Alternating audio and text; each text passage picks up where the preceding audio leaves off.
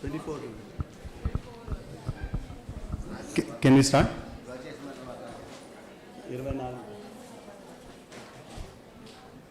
Can we start? Is it okay? Yeah. Okay, so please open the presentation.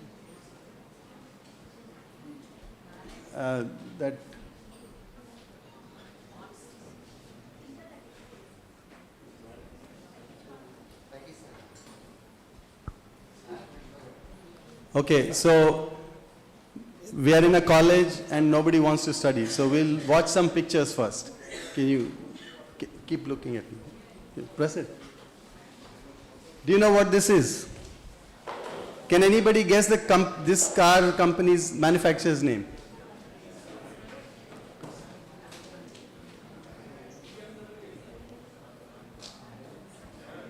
Anybody? Huh? Can you speak loud, please? Anybody? I need interaction, otherwise it will not be fun. No. Another guess? No. No. Okay. Okay, press. It's a company called Koenigsegg. Now, can anybody guess how much this car costs, roughly?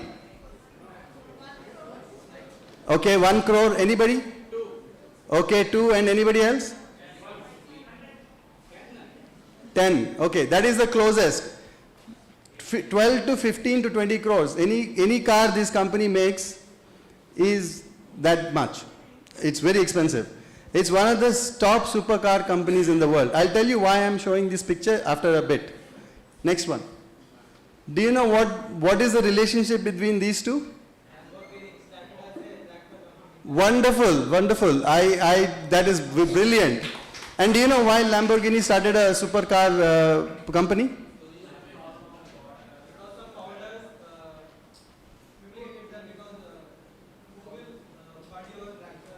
Founder of whom? Founder. No, actually the story is Lamborghini, the Mr. Lamborghini was a good friend of Mr. Ferrari. And Ferrari joked with Lamborghini that, what will you know about my car? You manufacture tractors. So instead of shouting and fighting and sending gundas, he started this. Now these cars are extremely expensive. Lamborghini is, can anybody guess a normal, mid-range Lamborghini, how much will it cost? Louder, please. 8 crores. Okay, I don't know the Indian rupees, but it's about $3 lakh to $5 lakh. Okay? And they started as a tractor company. Next one. Do you know what these are? What is the relationship? And backbenchers, please interact. You will enjoy, I hope. Anybody knows the relationship? The left side is a loom. Do you know what a loom is? And the right side is a car. Both are manufactured by Toyota. Toyota started as a loom company, not as a car company. That's a Land Cruiser. It is not sold in India, it's sold outside. The Fortuner is a close competitor, but not as good as a Land Cruiser, but it's a very good car. Okay, next one. You know all this, right? Do you know who the guy on the right is? Steve Jobs. And this, by the way, this was my first computer, Apple IIc, when I was in maybe 6th grade or something. And my life started with Macs, but that has nothing to do with... Now, next. Do you know what happened to Steve Jobs? He joined a small college and then he dropped out.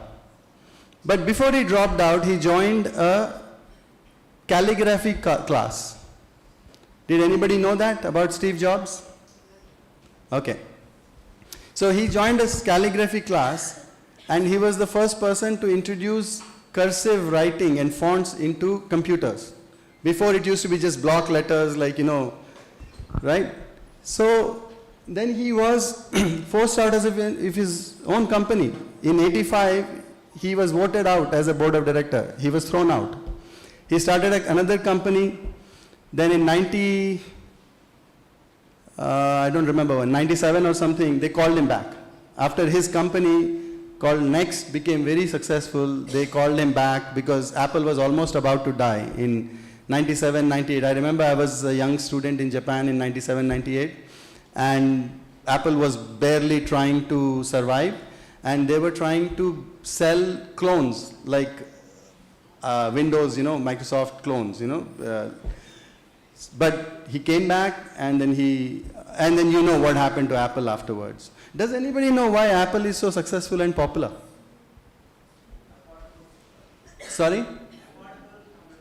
Affordable. Do you know how much a Mac costs?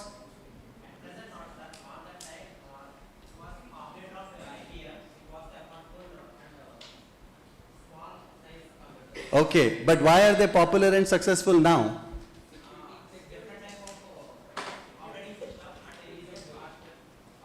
Okay, thank you. Anybody else who wants to guess? We can move on. Security, okay. Actually, that's not true. Only problem is very few people own Macs, so it is a waste of time for the hackers to hack Macs. That's the reason it is safe, but it is not really secure. Any people can hack Macs also. So why did I show these pictures to you? Anybody wants to guess why I showed these pictures, apart from keeping you interested? Please, anybody? Motivation. One more, another. I want at least 10 words now. Motivation is one. What else? Storytelling, absolutely. Steve Jobs is all about storytelling. My session is about storytelling today. I don't want to bore you with facts, statistics, numbers, lectures about why you should be an entrepreneur. If you hear my talk and you want to be an entrepreneur, my job is done. And if you think hard work? Yes, hard work. Innovation. Which one of these is innovative? The 4 examples I showed. Lamborghini, okay, that's actually more of a revenge. But yes, it's innovative. Do you want to go to the first one, the first picture? I'll tell you why there is a little more reason why I showed you these pictures. One more. Yeah. This guy, Koenigsegg, his name is Koenigsegg. He one day just decided he wants to manufacture supercars. He was not an engineer, It happens outside India. In India, 99% are engineers, the rest I don't know what we do. But he was not an engineer. He taught himself mechanics, everything himself. And now his company is the top of supercars. This is the most expensive supercar on earth. And he was not even an engineer. So the next one. Next one. Yeah, this is purely revenge, but look at it. He was a tractor manufacturer, okay? He wanted to do a better job than Ferrari.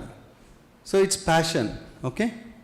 So the message here with these pictures is, innovation doesn't require, there are no prerequisites. There is no qualification to be innovative or an entrepreneur, okay? Do you know the Mumbai Dabba case study? It was, good.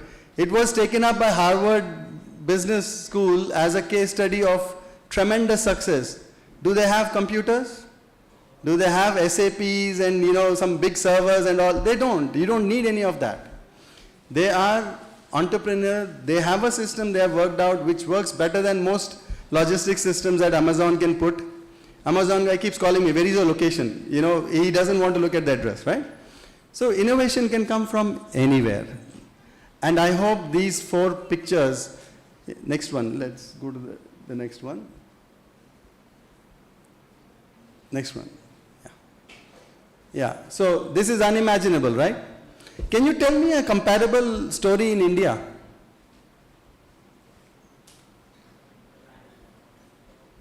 Louder, please. A similar story in India, we all know very well. It's just that it doesn't strike us. Huh? Mahindra and Mahindra. They did exactly this. When I was born, 300 years ago, we used to only see Mahindra and Mahindra tractors, but now you see cars. So innovation is upon the passion. Do you see Bajaj Chetak anymore in the market? Do you know the younger Mr. Bajaj had to fight with his father because Mr. Bajaj, the elder Mr. Bajaj did not want to stop making scooters. So the younger one had to really fight a lot. But was it a correct decision? I don't know. Maybe some people still want Chetaks, but anyway. Let's move on now.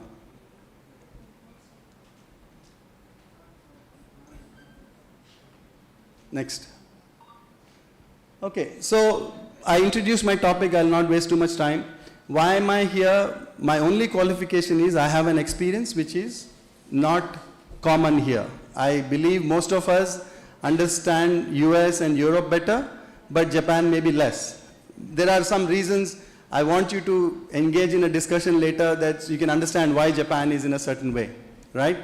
But, so this is the topic. In the Japanese context, I want to talk about innovation and give you some examples and engage, have a discussion. Next. So, yeah, move on. Keep moving. So we want to understand what innovation is. I know some of you may be at a slightly advanced stage of innovation, but let's just go quick review. Discuss some examples. Go. What propels innovation? This is very important because for all the young minds here, as I told you, there are no prerequisites. There are no qualifications to be an entrepreneur. Only qualification required is motivation, passion, and maybe something else. We'll discuss. Next. Japanese management style, I want to share a little bit. And I want the audience to share some innovations from India which they feel. I have a couple of examples, but I want us to engage. So next.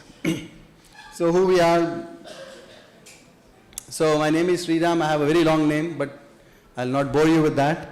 I'm born in East Godavari district. I found out recently that now it is called Ambedkar Konasima something district. So I'm trying to understand, but I'm from here. I studied in many places.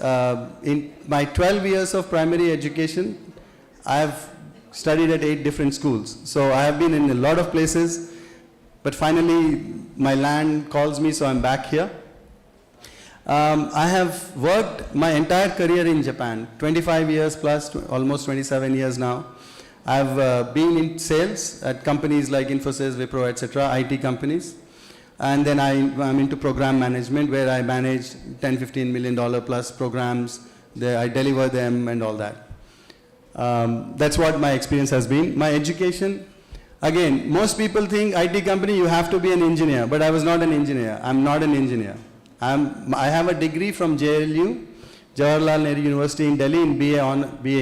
I had an honors degree. And I got a scholarship in Japan. I went, then I studied for some time, and then I started working in 1998. And after working for a long time, I did an MBA from a Canadian university. And I learned some things. So that's my experience. Okay, I'll pause here for some time. Any questions so far? Anything? Are you able to hear? Yes, madam. They give me a job, I get a salary. Sales and program management. So I sit with the customers, I understand what they want, and I tell the company and the engineers what they should produce, and then I sell that to the customers. After about 10-12 years, I switched to program management, so where I am now responsible for delivering the projects. Okay. So it's all in your mind, and you can learn. And throughout so when I was in companies like Infosys and Wipro, they were all engineers from very brilliant places, BITS, Pilani, and IIT, and all that. And they all used to make fun of me because I don't know anything. So instead of complaining, I learned, right? So that was my biggest entrepreneurship, basically. That's nothing short of entrepreneurship, because I had to keep my job and excel at it So I had to teach myself. So that is why I keep saying there is no qualification, minimum requirement. If I want now to do an engineering, I can start if I really want. It's my effort, nothing more. Okay, next. So a bit about Japan. Next. So I want the participants to shout, because I'm not able to hear. What do you think about Japan? What is Japan in your mind? What comes to your mind? Yes? Clean. Wonderful. What else? Disciplined. Is that something that happens here? Sorry, that's a politically bad question, so I will move on. But what else comes to your mind? Hard work. What else? Technology. Time management. Punctuality. Yes. What else? What about their culture? Tell me.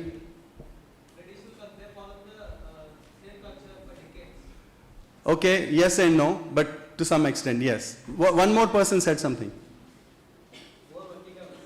More working hours, yes. Well, Narayan Murthy is also asking for more working hours. I worked very closely with Mr. Murthy, and he used to not say that when I was at Infosys. I don't know what happened to him. Okay, what else? Hardworking, discipline, culture, time management. What else? Sorry? Efficiency. Efficiency, right? Innovation, yes. Fast flowing technology. What do you mean by fast flowing? That is running, not flowing. See, this is how Japanese will listen every sentence. They will, sorry, go ahead. Dedication, yes. Yes, wonderful. Do you think they suddenly learned how to survive after a nuclear attack? Why do you think they were able to survive? Sorry? Resilience, yes. Because they were resilient for many centuries before. See, most of the thing that happens in a country or in a state or in a home also, it doesn't happen overnight. It happens because there is something in the DNA much before. So Japanese were hardworking for tens of centuries before the nuclear attack happened. That's why they were resilient, not because suddenly they decided a program. Okay? So that discipline was already there. Anything else? So, backbenchers, please. Is there something more interesting happening there you want to share with us? Okay.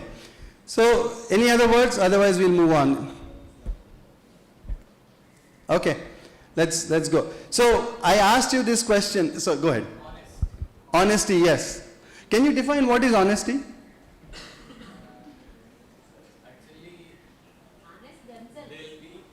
Yeah. Dedicated to their working hours. Yes. And they don't waste their time. Okay. Whatever the work they're assigned. Okay. Honestly, they'll do their work. Okay. Okay. So, honesty when they're not watched also, right? Yes.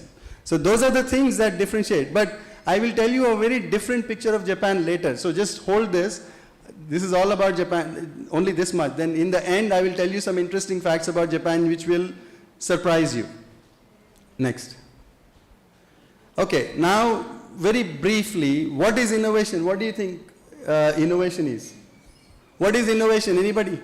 I gave you some examples already, but what is innovation? Introducing something new. Something new. Okay, new in how, which way? They should have some values. Useful for the society. Okay. So if a housewife innovates how she does her cooking faster, does she make money? Solution for a problem. Solution for a problem, yes. But she doesn't make money. So according to your definition, she is not innovating. So what I'm trying to say is innovation doesn't, there is one definition, there is, but innovation happens in every place all the time. You know how my mother used to teach at a college and then cook before, come back. She had a huge set of innovations, I'm sure. And even despite all that, she used to listen to my lessons and tell me when I'm wrong. She used to ask me to tell her. And she also used to catch me when I was stealing sugar. I don't know how a woman does that, but Innovation, right? So, but she doesn't, she taught at school, but even otherwise it's innovation. Anybody else who wants to talk about innovation? What else is innovation?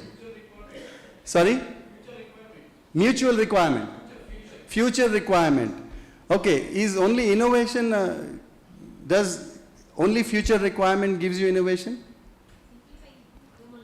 Simplifying human life, yes. Making it more efficient. Giving a better solution than the existed. Exactly. Okay, so let's look at the definition. Go on. So, a process of creating value by applying new ideas, methods or technologies to improve products, services, processes or systems. This is from Wikipedia, so don't shoot the messenger, don't shoot me. But the point here is simple. Improving, create value by applying new ideas, methods or technologies to improve products and services and process or systems. What does the word improve mean? What does it imply here? Yes, but when can you improve something? No. What is the situation when you improve something? When do you need to improve something? Prices? Crisis? Yeah, but you cannot improve something that exists. It doesn't exist, right? Can you improve a car which doesn't exist? So something has to exist, okay? Now, please wait, I'll tell you why that is important, that distinction. Next. Improvement, something already exists. You cannot improve something that doesn't exist, right? Next. And it must be useful. There is no useless innovation, okay? Because innovation by define has to be useful. If it is not useful, it's not an innovation. I will tell you what it is in the next slide. Next. So there's another word called invention, right? So, next. Invention is the creation of a totally new concept, device or process that did not exist before. So all young entrepreneurs and young minds behind, please understand this difference, innovation and invention, because a lot of times it is mixed up, okay? And it clutters the mind. You might say it is innovation, but you're trying to invent something. Either is fine, but the path you follow is very different, okay? Next. Something new from start, right? Now, can anybody tell me what is the most talked about in automobile industry right now? What is the latest thing? EVs. Are EVs an invention? Driverless, yes. But are they an invention or an innovation? Anybody? Are EVs an invention, driverless cars invention or innovations? Innovation. You know why EVs are not new at all? Because in the 1800s they tried EVs. It is not new technology at all, but it failed. So next. Inventions are not necessarily useful, at least not immediately. So EVs failed in the late 20th century late 19th and early 20th century, because, why do you think it failed? Anybody who are engineers or entrepreneurs who want to guess? Why did EVs fail? Sorry? Range, okay. Time taking. No. Shortage of? Raw material. Which raw material? Sorry? High cost of what? Which raw material? See, so this is something I would like the youngsters to understand. Give full response to your idea, otherwise it will not be understood. So, lack of which raw material?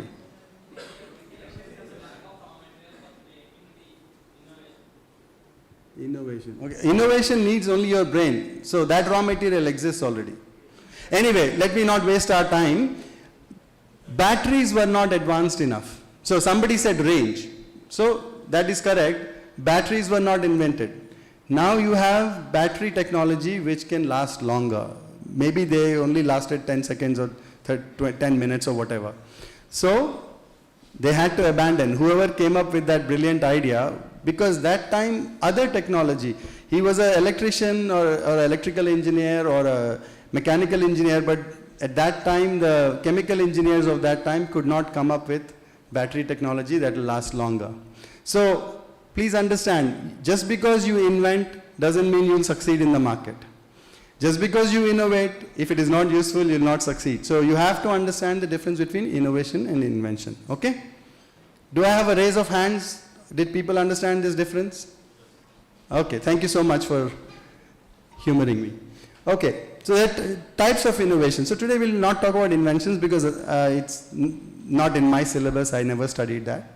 But what kind of technologies, innovations are there? There are sustaining innovations and disruptive innovations. Anybody wants to share what they think, what is sustaining and what is disruptive?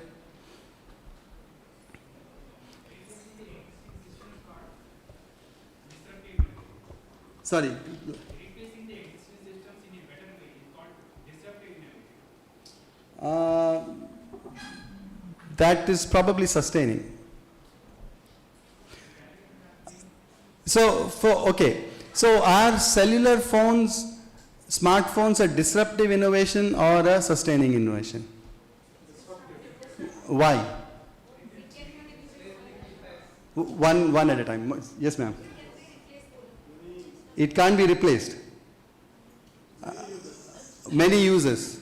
Okay, so is cell phone cell phone or smartphone, is it an invention or a innovation? Innovation. Why? Louder, sir. Exactly. So if you did not have the concept, go back to definition of innovation, please.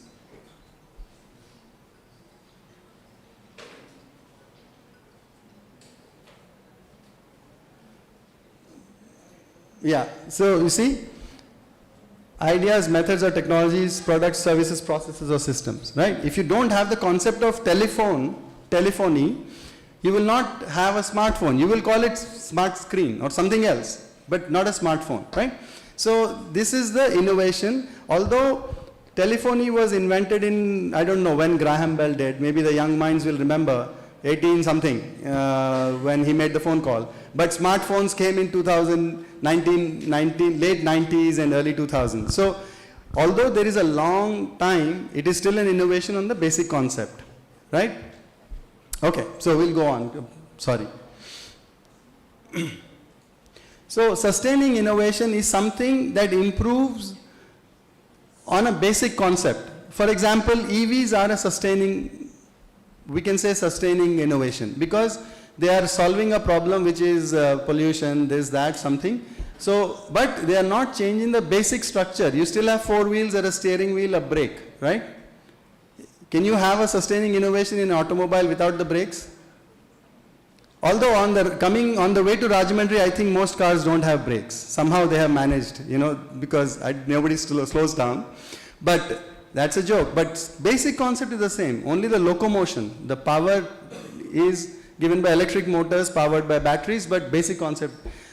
Can you give an example of disruptive innovation? Something that is disruptive, but it's innovation, but the basic concept exists. And it's totally new way of doing things. Nuclear energy. Nuclear energy. Okay, any other example? Typewriter and computers. Typewriter and computers is, okay, it's both actually. It's both. Wonderful. Anybody else? Sorry? JIO, Geo? Yeah, Ambani. Right. That is not disrupting because he just made it cheaper. That's an entrepreneurial innovation. Disruptive innovation, let me give an example that comes to my mind. Let's see if you agree. If you don't agree, please let me know. Somebody said computing. That is a disruptive innovation. But more than that, e-commerce. What do you think about e-commerce? So what is the basic concept that e-commerce has disrupted? Anybody wants to tell? Quick commerce. Huh? Quick commerce. Quick commerce. What is quick commerce? I'm sorry. Yeah. No, e-commerce, basically when we were small, we went to the shop, right? And we bought. E-commerce just disrupted the entire thing by bringing it to your house and online. You don't have to go anywhere, right? That is a big disruption, is it not? But at the end of the day, somebody is selling, somebody is buying, right? So that is one example. There will be hundreds of examples, and sometimes the boundary between, like typewriters and computers, it is both, because it is making, you know, you had to, if you make a mistake, when I was a student, I used mechanical typewriter. If you make a mistake, you have to redo the whole thing. Or you put a white thing and it's like a headache. I think some of our senior faculty will nod very vigorously because they have experienced this. With computers, you don't have to do that. Computers made available other types of applications, like you can draw, you know, which you can do on typewriter and so on. So that's a disruptive part, that there's a sustaining part also, right? So sometimes it is not very cut and clear, but one needs to understand what is the difference, so that why this is important is because when you go on the path, you need to know, so that you don't get confused. You know, you shouldn't start innovating and then start inventing and then coming back to, then your energies will be wasted. That's the point, okay? Next. Now, finally, I have to tell you about something Japan, otherwise you'll start saying what this guy said Japanese but nothing about Japan. You can identify all of these, right? Who knows what this is? Yeah, but specifically. Yeah, and what is the problem with this? Sir, slightly louder, sir. Actually, RYB is RY is the easiest way to create, but UMAP takes more time to create. Yeah, so basically, if we all attended 6th class or 7th class science, you know if you put a prism, you see 7 colors of light. To make white light, you need RGB, red, green, and blue. But because of the chemistry involved, blue LEDs were not invented for decades later. Only in 95 or 1995, LEDs existed from probably 1950s or 60s. But the blue color was difficult. You know that other one, right? The train. Does anybody know what is the innovation in that train?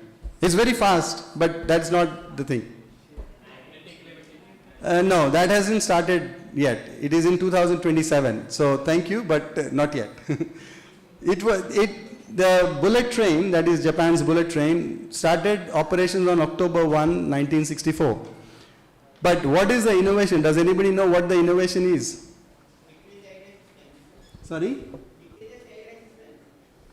Yes, that's aerodynamics. But you had airplanes which worked on that principle, so that's not the specific to this. Yes, how did they do that? Brilliant.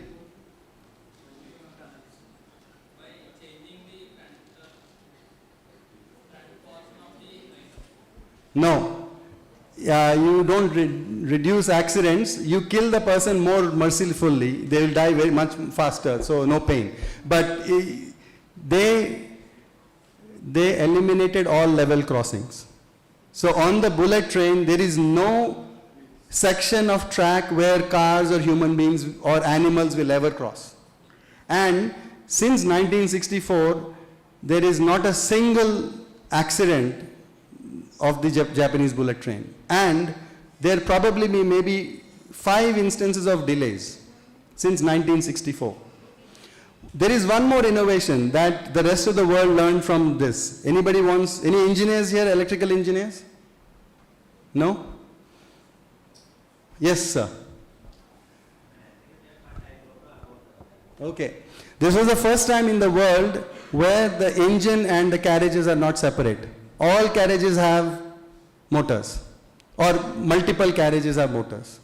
So it is called a multi-unit train. So you see the front, it is just a control center. It will have some motors, but every car will also have motors. And that is a very, very big innovation. Okay? And all the engineers can spend 2-3 hours explaining why that is more efficient than one engine, right? So if you ever played, when I was small, I played, if you put the motor to the back wheel of a car, it pushes in some situations. If you put it to the front, there are some advantages. It is all about power transfer ratio and all for the engineers who are here. But let's move on. You know what that is, the second one? Yeah, why is it, what is the innovation here? Sorry? Somebody said, okay, no. What is the innovation here in, sorry? Yes, but there was barcode before also. This is two-dimensional, whereas barcode was single dimension, right? And then the width of the lines will define. Much more data is, can be stored here. And those squares, they show which way the scanner should read it. Those are the innovations, okay? Now, I will not waste time, but a car parts manufacturer came up with this innovation. And they are a Toyota company, actually. And they came up with this just to track the parts that are moving in an assembly line. You know what that is, right? On the next one. Walkman. So it's simple, right? Portable. But when Sony came up with this, there was a lot of internal resistance. The management did not want to produce this. Does anybody know why?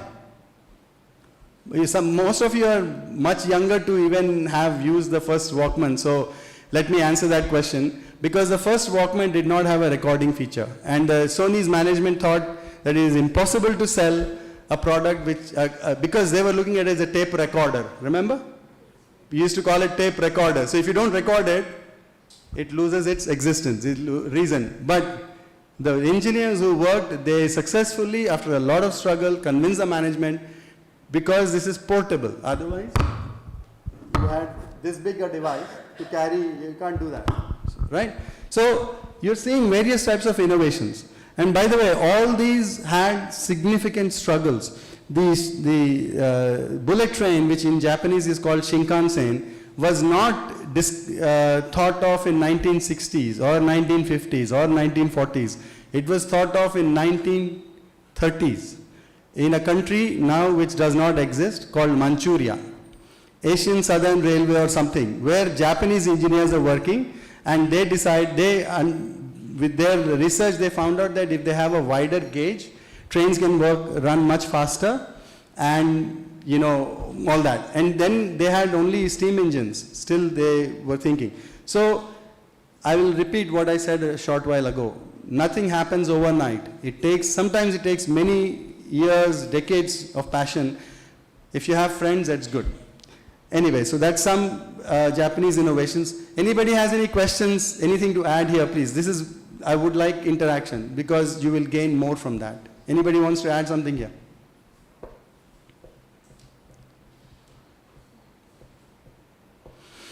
Okay, let's move on. So what enables innovation in Japan? So I talked about what it is. So traditionally, strong individual passion, okay? There are, I don't know if you've heard this word called Meister. In Germany, they have these people called Meisters, okay? They are basically people who are accomplished in one thing. Like, for example, somebody who knows how to make a roof from palm leaves, Tateko, okay? They are Meisters. Somebody who knows how to climb the coconut tree and bring, they're Meisters. So they are people who have deep experience and knowledge about something, and they relentlessly improve that. Can you go back once again to the train? I forgot to mention. Yeah. In the earlier bullet trains, this part of the train, the nose, was made by hand. And you won't believe that.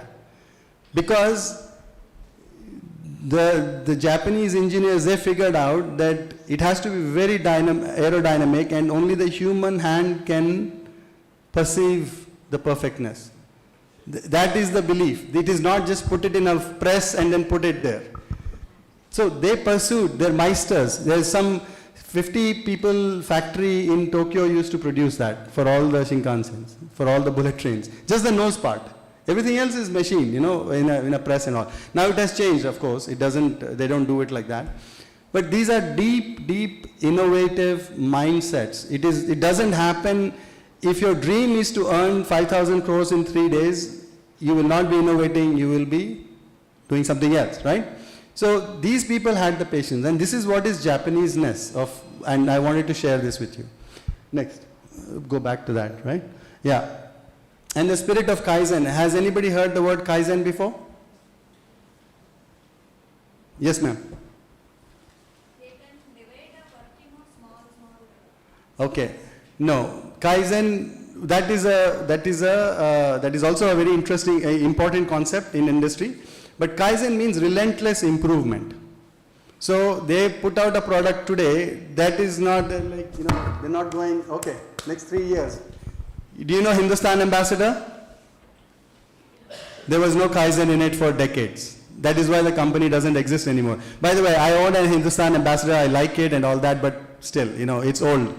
So Kaizen means relentless improvement, the mindset, and that comes from wanting to serve the customer, wanting to do something, And spirit, does anybody know what this 5W1H means? Who was there in yesterday's lecture? Raghuram, I forget his name. You were there. Yes. He mentioned how and why. Okay? And in that he had asked, why should I do this? This 5W means 5 times you have to ask why. It's a Japanese concept, manufacturing. Okay? 5 times if you ask. So, for example, somebody says, oh, I got late today because my car had a problem. Then you ask why. Oh, because I did not check. If they are honest, they will tell you. If it's just an excuse, they will never tell you. But if they're honest, they'll tell you, oh, I did not check the tire pressure and my tire was flat. Why? Oh, because I don't have a habit of checking my car before starting to drive. Why? If you do this 5 times, most problems in your life will not be problems, they will be mostly excuses. Right? Why did I not study engineering? I was not good at mathematics. Why was I not good at mathematics? Because my teacher beat me up. Why did my teacher beat me up? Because I did not study mathematics, right? So if you go like this, 2, 3 times, 5 times, and 1 H is 1 how. So if that is the problem, RCA, anybody knows RCA? Yesterday's mentor also talked about RCA, root cause analysis. So this is called root cause analysis. If your innovation is failing, if your invention is failing, if you do 5 to 6 times this why question, you will know your answer. But you have to answer it honestly. Then automatically you will know how to fix this. This is very deeply ingrained in Japanese industry. That is why you do not, if you purchase a car, they will guarantee 50,000 kilometers or 5 years warranty. And I have had 8 to 9 new cars in Japan. I have never had to go back for a warranty claim. Never has happened in my 28 years of owning a car. Okay? It just does not happen. Very rarely will a product fail, will a television fail, will a radio fail, will a gas, nothing.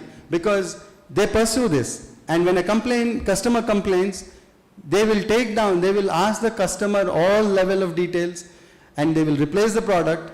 I'll tell you a very interesting example. I bought a Yamaha head earphone for my wife in India. Okay? Stopped working.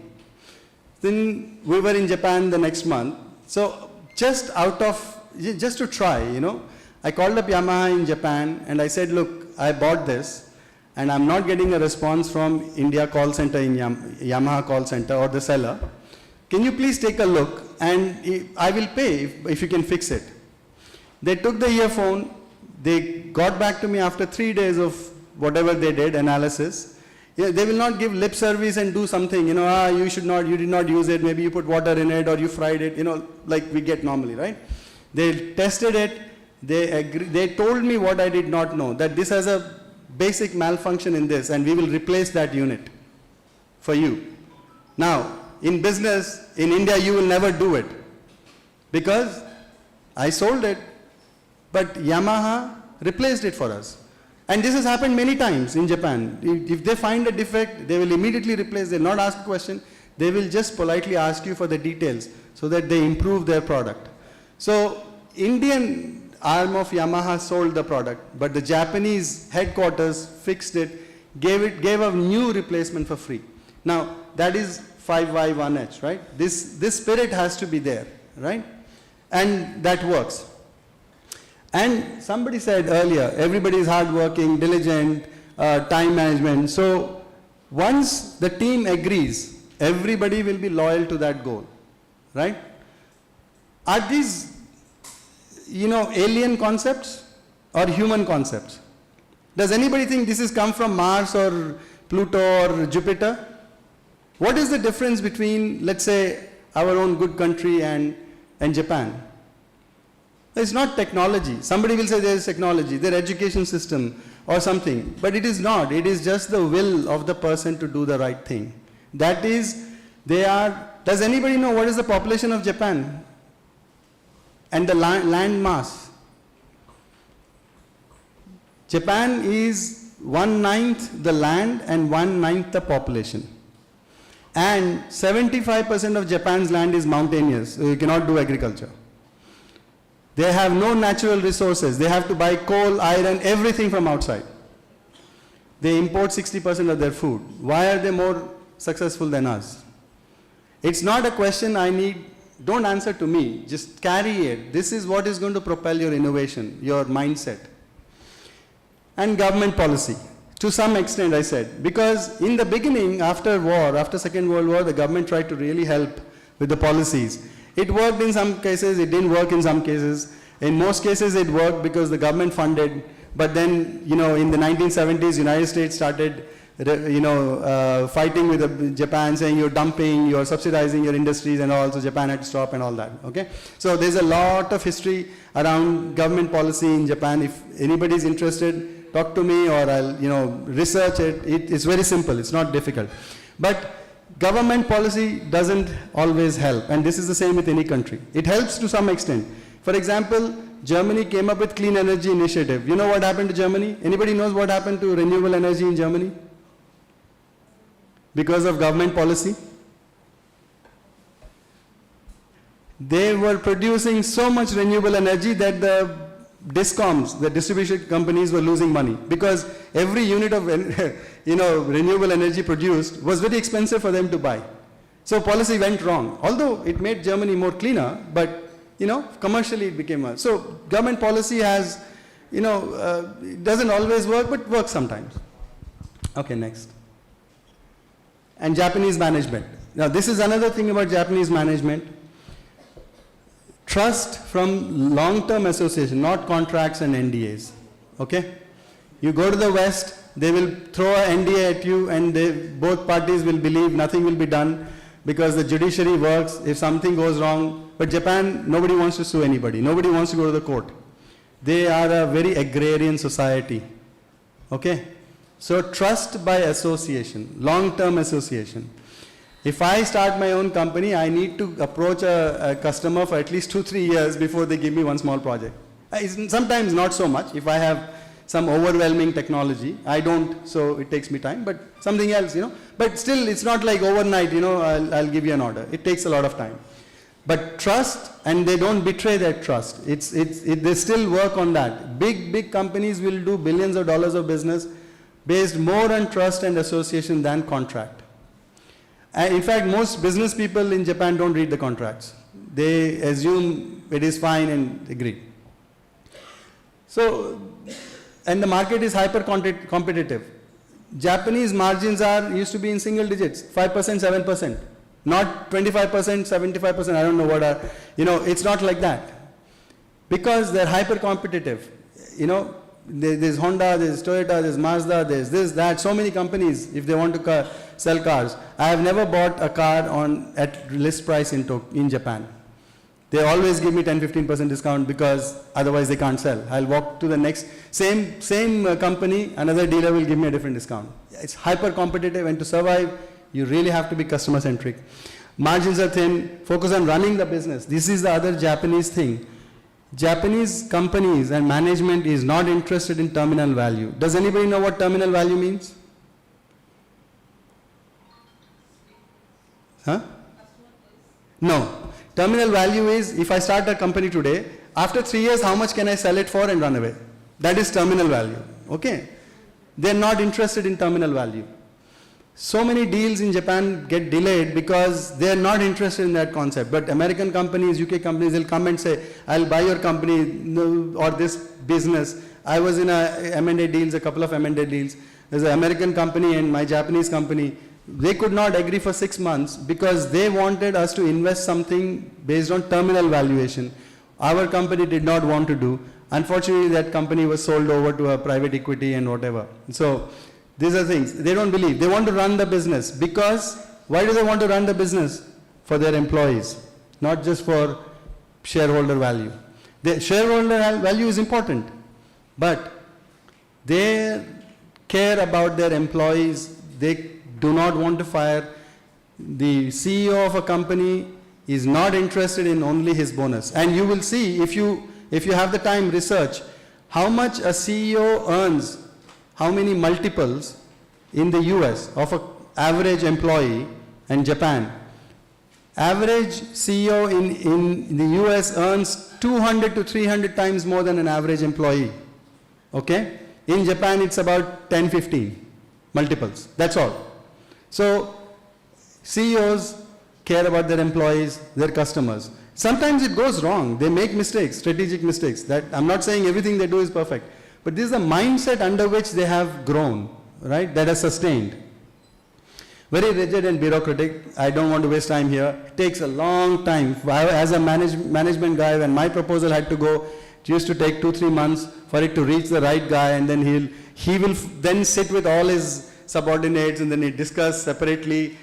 Just a nice presentation doesn't give approval. It is a very complicated thing. So it's very rigid and very bureaucratic. And right now, Japan is not doing well because of that. And they have lost many businesses. We'll come to that later. Born out of their feudal system. So anybody knows the word samurai? Samurai is Rajulu, Kshatriya, okay? And samurai credo, their credo is, they did not work for money. They did, of course, corruption breeds in every society, so after some time it became about money, but they did not work for money. They only worked to protect the population in their area. That is how they gained. So if they did that well, they would be given a larger area by the shogun. They used to call them shogun before they implemented democracy, parliamentary democracy. So that is still there. So you don't talk to your boss. You don't talk back to your boss. You don't argue. That feudal system, right? But everybody falls in line once the order is given. Even if they,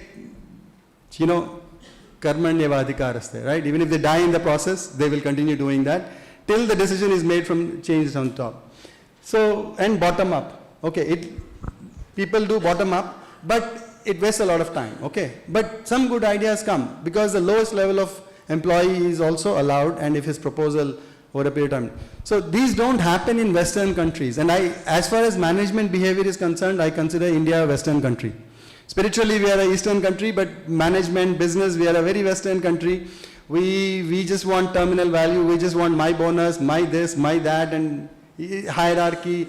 Young employee is treated as a peon, like somebody. These things don't happen there, okay? There is dignity of work. Everybody has a dignity. Nobody treats them badly. So this is important. If India were to grow, and as the honorable principal sir said, everybody has to be an entrepreneur, right? So I talked with Narayan Murthy in 2005 or 6, and he asked me, what does your brother do? And I said, he runs his own IT company. He said, that's what I want to do. There should be millions of entrepreneurs in India. You know Narayan Murthy, how successful he was, right? I got a lot of money because of stock options, because of that great man. But that's not the important thing, okay? Okay, so he enriched everybody, and these things in the long term can be very, very valuable for all of us. We can, go beyond poverty and, all that. And consensus building, this is very important. Nobody does anything just because they are getting a bonus. There has to be a consensus, otherwise nobody will support. Okay. Now, this is an important slide in terms of understanding Japanese management. Any questions, please? I would like some questions. People at the back, doesn't look like you're interested. Any questions here? No? Okay. Yeah. Can you just agree with that NDA? NDA, non-disclosure agreement. Sorry, I presumed, my apologies. Yeah, NDA. It's not National Defense Academy. They kicked me out. I was in NDA for a while, but they kicked me out because I have a broken leg. So they said, no, you can't do this. But, sorry? Which one, sir? Samurai. Samurai. No, that is a model of Suzuki. But Samurai is the caste. They also had a caste system. By the way, in Japan, like we have our caste, and don't misunderstand me, we have Brahman, etc. They have Kshatriyas, then they have farmers, then they have Vaishyas, the merchants, and the last was whoever does all the dirty work. So they also had a caste system. And Kshatriyas were the top, not the other way around. They did not have gurus and pandits or whatever. So interestingly, one of the, there's a old, like in long time ago in history, Bodhidharma. He was an Indian monk who went to Japan and he very influenced so the Japanese emperor. So in Sanskritam, I learned when I was in school, Swadeshe pujyate raja vidvan sarvatra pujyate. Does anybody know this? Okay. So if you are, and there is something before that also, Swagruhe pujyate prabhu, Swagruhe pujyate pita, Swagrame pujyate prabhu, like that. So knowledge, right? So that's what they didn't have, but anyway, let's go next. Okay, now, I'm assuming everybody is totally comfortable, no questions, right? Okay. Now, I don't have answer to this question. Any Indian innovations you want to tell me? Because India is actually full of brilliant minds and there are a lot of innovations. Can anybody tell me? I would like at least 5 examples. Yes, sir. Sorry? UPI. Okay. Anything else? Can we stay a little recent, please? Aryabhatta is too old. Sorry? Somebody said something else? Zomato, Swiggy is not at all an Indian. No. Anything else? Chandrayaan. Chandrayaan, why is it an innovation? No. NASA has much more advanced space technology. They have sent the Voyager. Now it has crossed Pluto and Uranus. What is the innovation in Chandrayaan or ISRO, Indian Space Research Organization? What is the best part about it? Why are we successful? Exactly, cost effective. They did it in 1/10 the budget NASA would do. By the way, did you know that Chandrayaan 3 used NASA's help and technology? It is not purely Indian. So we have innovated. ISRO is very effective in putting satellites and objects in the space. Any other example of Indian innovation? Sorry? Aadhaar. That's not unique to India at all. It's been done in many places. In fact, a country like Finland, there's only one ID. It is your Aadhaar, it is your insurance card, it is your driving license, it is everything. It is not our innovation at all. They have only one card. Every citizen only has one card, not 300 different cards which you have to link and all that. So, any other Indian innovation? I have a couple of interesting examples, but I want the participants to, I know we're all hungry and I'm too, but just bear with me. How is lassi made? Do you know? In Punjab. Do you know what lassi is? How many people know lassi? Okay, how is it made? Yeah, that is how it is made in the entire country. But in Punjab, there is one interesting thing. Back in the 90s, they found out that in Punjab, the sales of washing machines is unexplainable. Because they were buying washing machines to make lassi in it. Okay, have you ever heard this? Yeah, you should Google lassi in washing machine, you'll get tens of videos.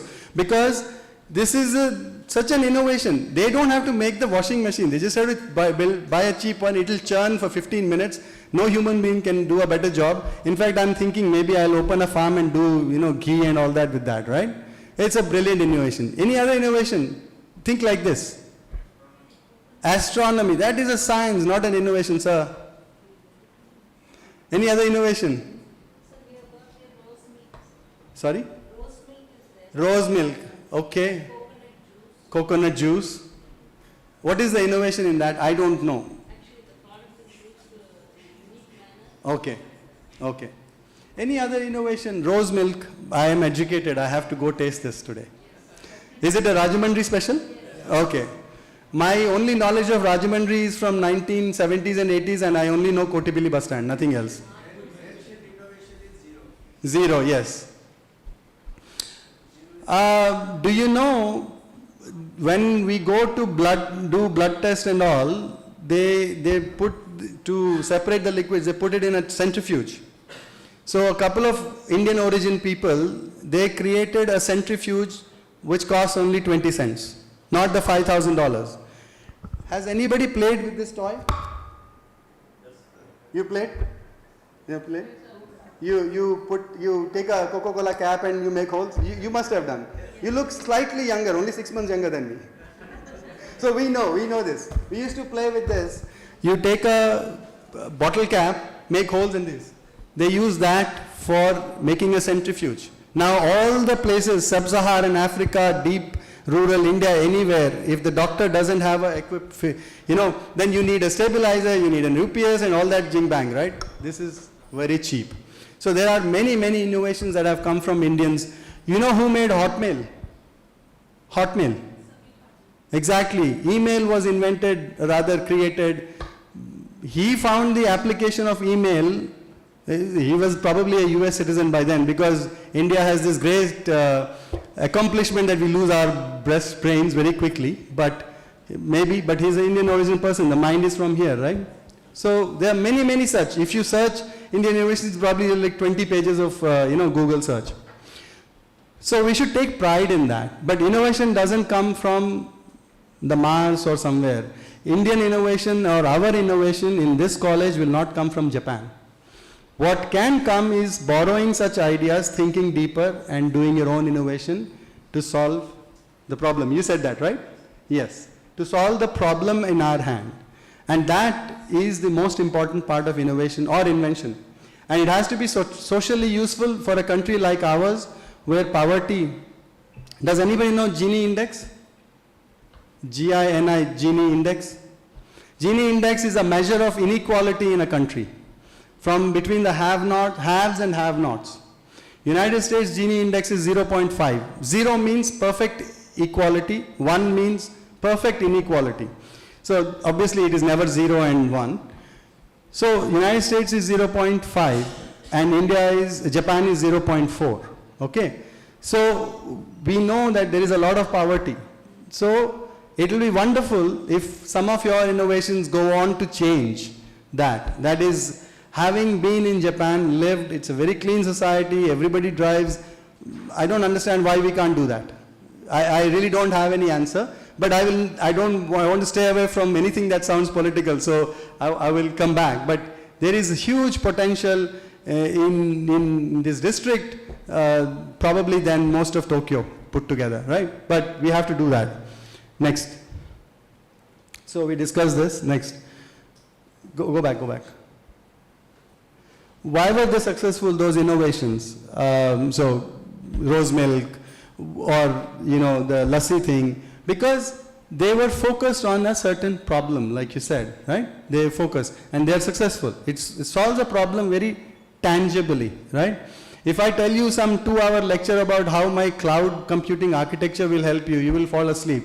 But if I solve a problem that you see every day, if you can solve the problem of potholes perennially, forever, that will help, right? So for example, there were successful Indian innovations, Japanese innovations. Anybody wants to tell me what's a great innovation that came from, let's say, any other country, not Japan or India? Maybe you have researched or learned.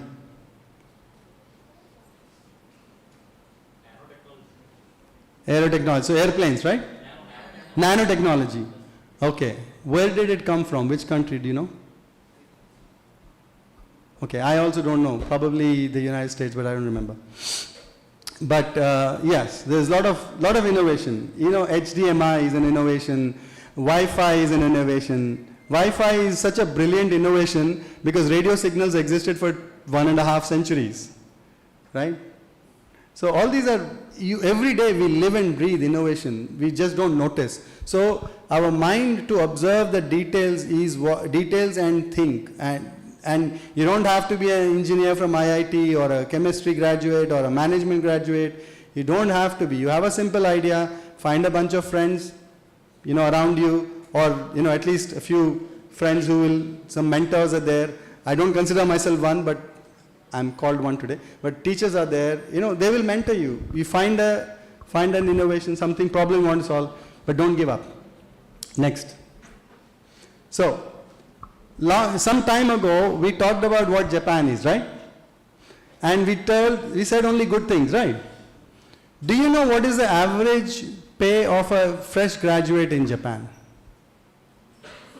It is about $1,500. Okay? 15 times 12 is, I don't know how much. 15,000, so $18,000 a year. A fresh graduate in the US, college graduate will earn at least $40,000 to $50,000, at least $40,000. It could be 35, 40. So Japan doesn't pay very well, especially to the youngsters. And as I told you, the average income and the CEO income, the CEO also only makes about $1 million or $1.5 million. Tesla's CEO, they are approving $1 trillion. I don't even understand why he needs that. He is probably not human, but anyway. So that is the thing. They're very rigid, I told you, right? Next. Did I write something? Yeah. This is a different face. Let's go. Technically advanced but backward at the same time. Do you know one area of technology Japan is really backward? Sorry, did somebody say? Japan is very high tech, right? Everybody agrees it's technologically advanced. But there is one aspect of technology they are really behind the rest of the world, which India makes very good use of. IT. So the Japanese mind is tuned to hardware from their manufacturing excellence. So the Japanese mind is not very good at abstraction and abstraction over abstraction. You tell any Indian, they will handle 2 levels of abstraction easily if they have knowledge on the subject. Japanese will not move to the next level of abstraction. You have to tell them every step. And software is difficult to see. You cannot see, okay, this bottle this big, this thickness, it should not break, I will drop it and see. You cannot do those requirements with software. It has to work and then only. So it is mostly in the mind. So they're really backward in that because of their government policy. Okay? So their switch from hardware, so Japan has very good hardware companies. Now they are declining, like for example NEC, Hitachi or Toshiba, etc. They're declining now. But software, they lost the game when software. They lost the game. There used to be 9 or 10 cell phone manufacturing companies. Panasonic, Toshiba, you name it, Sharp, everybody used to make cell phones. The moment Android and Apple came in 2007, 2008, I believe, all those companies have stopped making cell phones. So they lost this, and Japanese phones used to be very cumbersome, beautiful hardware, very nice, polished, beautiful looks, camera was great, even before the first iPhone 3GS I owned, the camera was so useless, it was practically useless to take pictures in. But they improved, right? But the Japanese cameras by that time, I'm talking about 2002, 2003, 5 megapixels, 8 megapixels like that. But they could not integrate. They could not see the user thing. They were making cell phones like the way they were making their cars. Lot of features, they'll give you 300-page manual for every car they sell, right? So anyway, so software. Stress levels are very, very high in Japan. People work, somebody said very hardworking, right? So I'll tell you a story. In the 70s and 80s, when late 60s it started, there was a prime minister called Tanaka. He said, in 10 years I will double your income. He did that in 8 years or 7 years. He actually did it. But as part of that, there was this interesting thing that happened in Japan over time. Okay, so no Japanese will agree with this fact, but people used to start working at 4 o'clock. Till that time they used to waste time, because overtime salary was very exciting, very good. So it's not always very hard working. The another thing is long hours but productivity is not measured. OECD, do you know OECD? Organization of Economically Advanced Countries. Japan is the lowest in productivity, behind Italy, which I find very difficult to imagine because Italy, they're all about siesta and Spain and all, right? So, very low. Stress levels are very high. Now what has happened is the long hours are there, but the payment is not there. So now Japanese employment contracts will say, you will give you so much salary, but we assume 180 hours of work in a month. Normally it is 160, right? If you work 8 hours a day, 20 hours, 160. They'll say 180, 185. They assume that. So unpaid, okay? So these are all problems in the management. High levels of literacy, but low levels of individuality, initiative, social okay? So 99% of Japanese society is literate. They don't, high school literate. There is compulsory and free education, okay? And government schools are exemplary. The teachers work very hard. But the way, you will see in LinkedIn and all, Japanese people, they do this and do that. There is one aspect of it, true. But they do a lot of tremendous personal sacrifice. They make a lot of personal sacrifice to make that happen. So the stress levels are very high. Everybody has to conform. Conform, not confirm, conform. You have to be in a certain way. Otherwise, fear that somebody will say something to me. Okay? So, and individuality is rarely expressed. And most of these, like Blue LED and all these people, they worked many years after being sidelined in their companies. Nobody will help them, nobody will touch them because they are doing some crazy project. But they finally go. So individual passion is the biggest reason. That's why I put that in the first. Okay, next. Society, back. So, Japanese people insist on harmony. For them, harmony is nobody should say anything different. Nobody should do anything different. Everybody has to look the same. Because they don't like to deal with difference. Because then their, train will derail. Okay.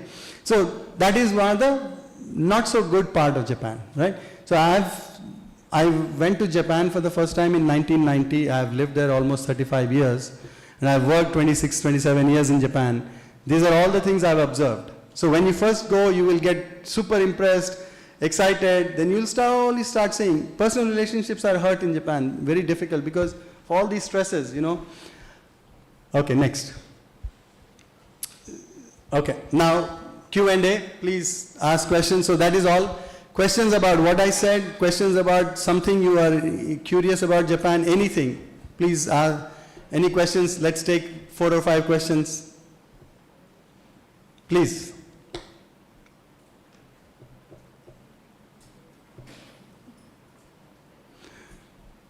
Any questions? Yes. Why they give priority to work than education? Because the society expects them to work. So there is a joke. If somebody's husband comes back at 4 o'clock, the wife will be very embarrassed. Because everybody else's husband is still working. Why is my husband home? And everybody is seeing. That is the mindset. So she will immediately make excuses. Oh, he must be feeling unwell. She will never say, oh, my husband is back home, I'm so happy, I have to go and do. No. So this is, society's expectations are like that. And of course, they work hard generally also. Even my neighbor is a 76-year-old woman who manages our apartment building.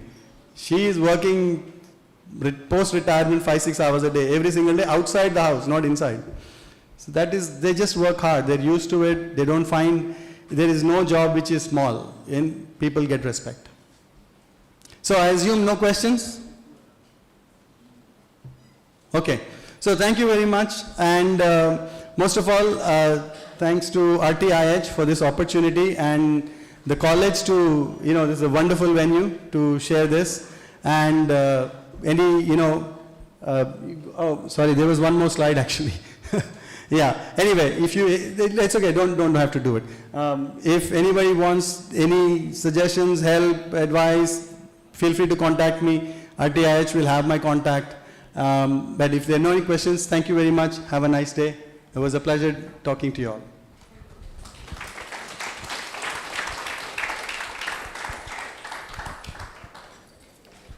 Thank you, everyone. Let's break for the lunch. Kindly proceed to the dining area and the remaining. Sir, a small felicitation from our side. Uh, Mainly from the Autonomous College Government.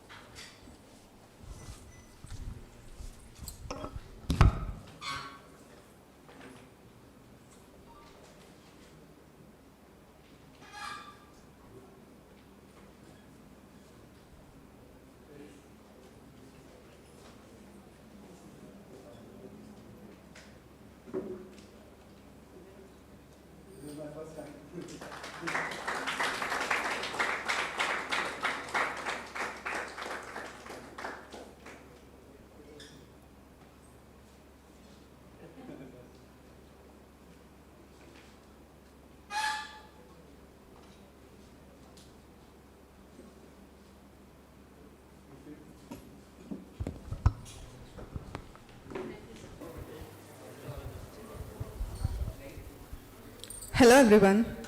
Hope you all had a great meal. Let's dive into the main session. Ladies and gentlemen, it is my pleasure to introduce Mr. M. Sri Raman, co-founder and board member of IIM USAP Ventures Chennai. He is a chemical engineer with a post-graduation in international business and has rich experience in building startups, mentoring innovators, and supporting entrepreneurial ecosystems across India. He has worked with BIRAC, KIIT, TBI, and Annamalai University, and also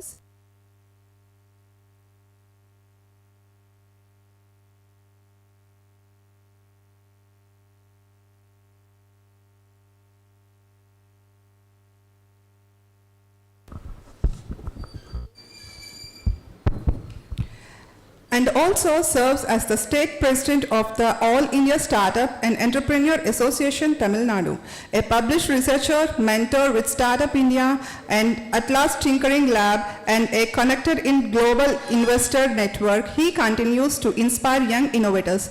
Please join me in welcoming Mr. Sri Raman. Sir, take up your session. Thank you, ma'am. Thank you for Thank the you. welcome. I am sharing my screen now.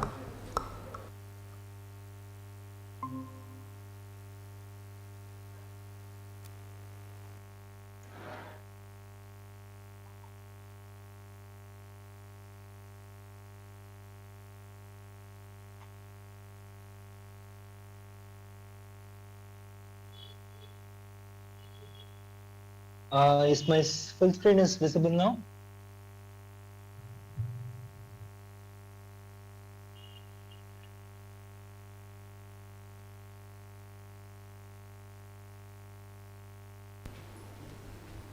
Hello? Am I audible? Yes, sir. Okay, I am sharing my full screen. Is it visible now? Hello, all the participants, please respond to the mentor. Can you see my screen? At least can anyone confirm among organizers? Sir, you are audible here. Sir, you're audible. We can hear you, sir. So please start the session. Is my screen is visible? No, sir. Sir, your screen is also visible. Sir, we can see you, sir. We can see your screen also. The current slide is categories of funding, right? You all can see my full screen, right?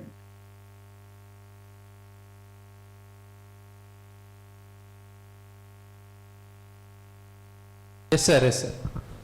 Thank you for the confirmation. So, good afternoon, everyone, and this is Sri Raman here. Thank you to RTIH for inviting me to take this session.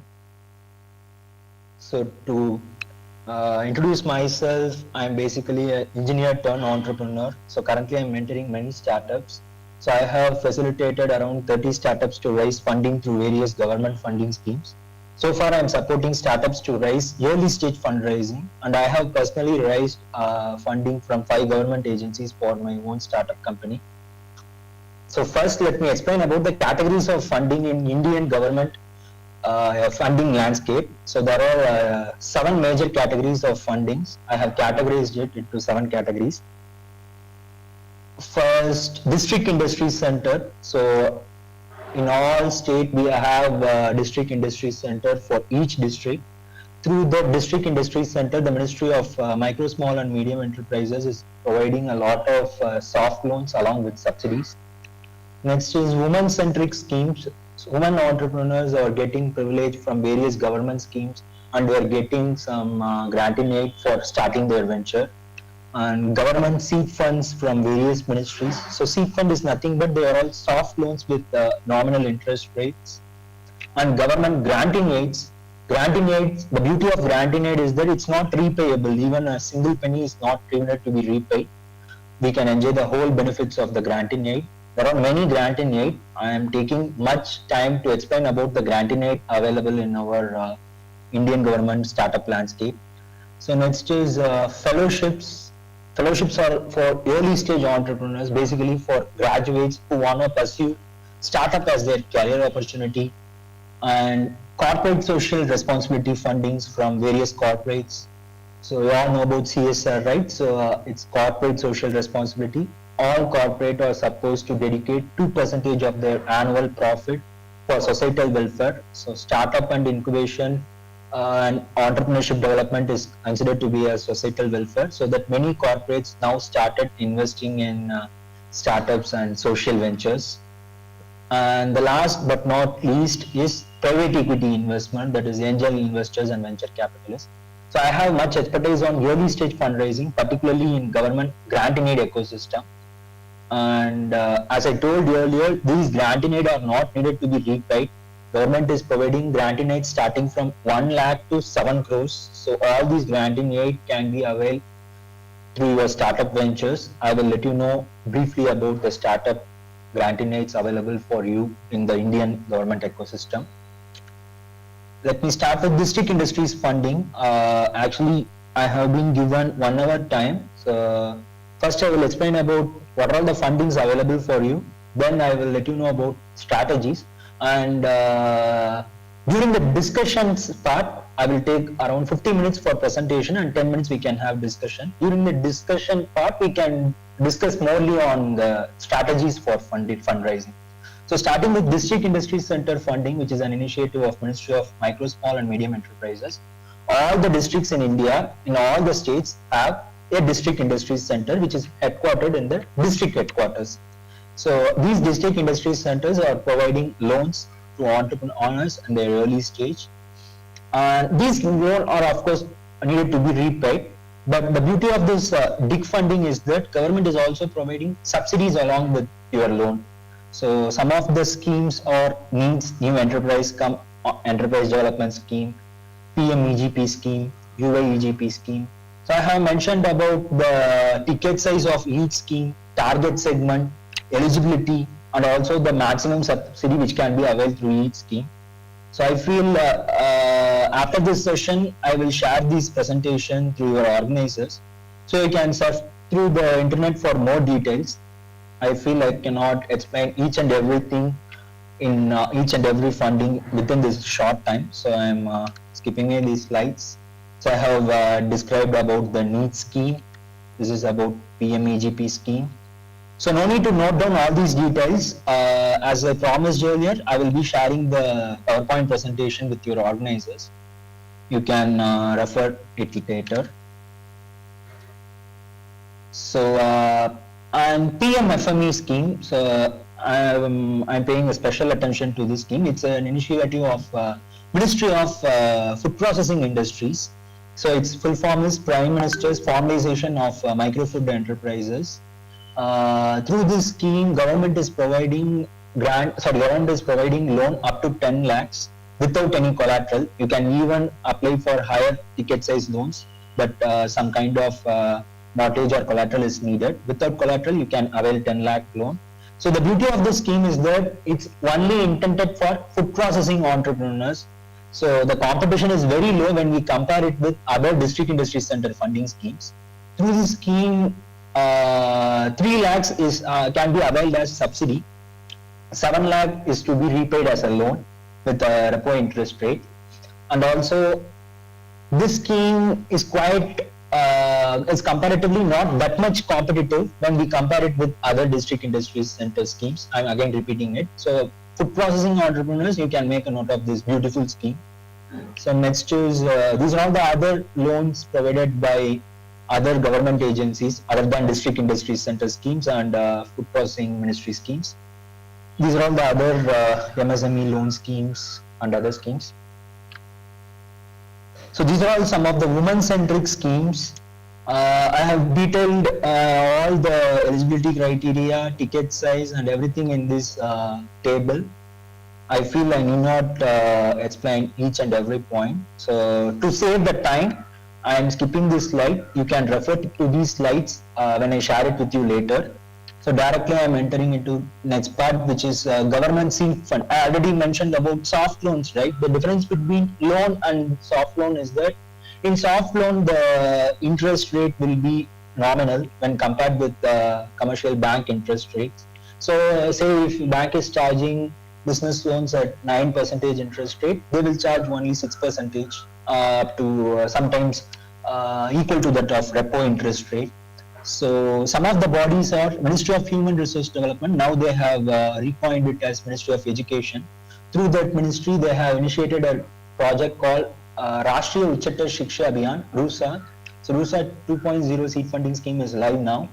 Through this scheme, they have partnered with various higher education institutions in our country. So basically universities, state universities and central universities. Through these universities, you can get 25 lakh of soft loan.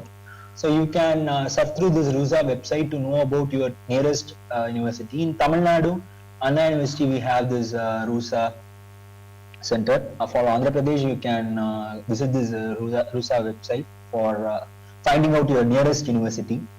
And next is Department of Science and Technology's NIDHI Triple schemes. So NIDHI is an excellent initiative of Department of Science and Technology, which is coming under Ministry of Science and Technology.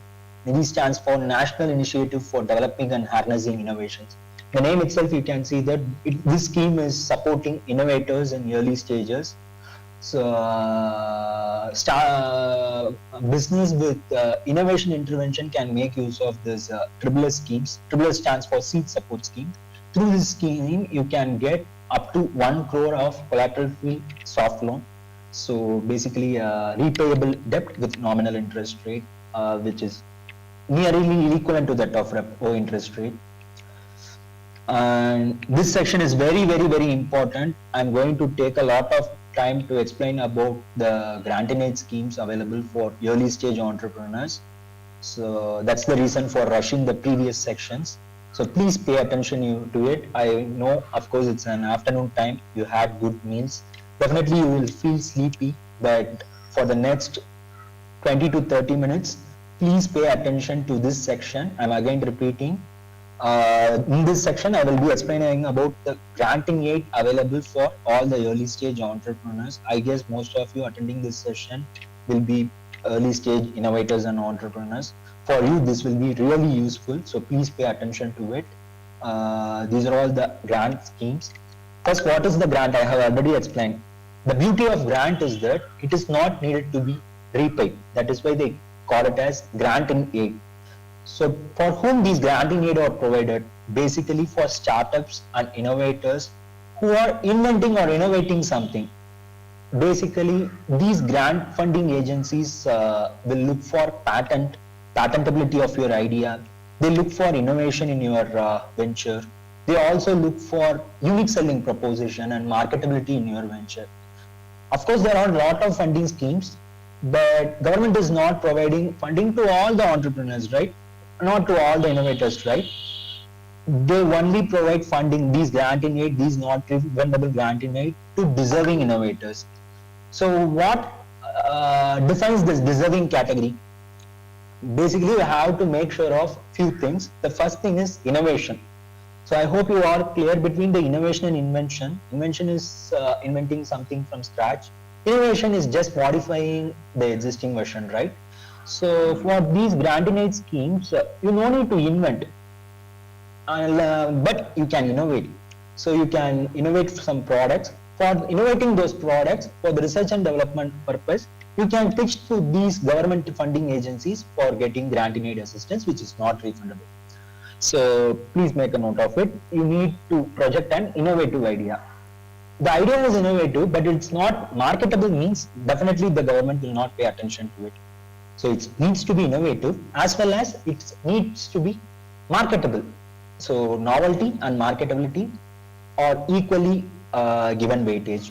So next thing is sustainability. So this is the third thing which is not common in all the government funding schemes, but funding schemes from Ministry of Agriculture and Farmers Welfare, funding schemes from Department of Biotechnology. So these agencies look for additional criteria, which is nothing but sustainability. I hope you all know about Sustainable Development Goals, right? United Nations, SDG. There are 17 Sustainable Development Goals. So basically you need to align your solution, your startup solution with these Sustainable Development Goals to increase the probability of getting grant in aid. So please make a note of these three things: novelty, marketability and sustainability. These three things are required to raise grant in aid from various funding agencies. If you have a novel idea which is marketable, which is also sustainable, please pay attention to the rest of this section. Around 20 minutes I will be covering about grant in aid because it's very important for you. First, let me start with RKVY Raftar SAVE scheme. RKVY Raftar SAVE scheme is an initiative of Ministry of Agriculture and Farmers Welfare. So I have already mentioned that funding schemes provided by Ministry of Agriculture and Farmers Welfare will look for sustainable development goal alignment. So there are some sustainable development goals like life below water, life above land, climate change, right? So please make sure that your startup innovation is aligning with those sustainable development goals. And one thing is that this is an initiative of Ministry of Agriculture and Farmers Welfare again, right? So the ministry only focuses on investing in agri-tech and agri-tech allied ventures. So even if you are working on some other segment and if you have alignment with agriculture science or agriculture technology, you can work on this RKVY Raftar scheme. So basically, multidisciplinary projects which have farmers as the end user or farmers as the beneficiary, target beneficiary, they can definitely apply for this RKVY Raftar scheme. For example, I will say drone is a deep tech product, right? But fertilizer spraying drone, who is the end user here? Of course, farmers are the beneficiary, right? So these kind of innovations have farmers as the beneficiary so that they can apply for this RKVY Raftar scheme.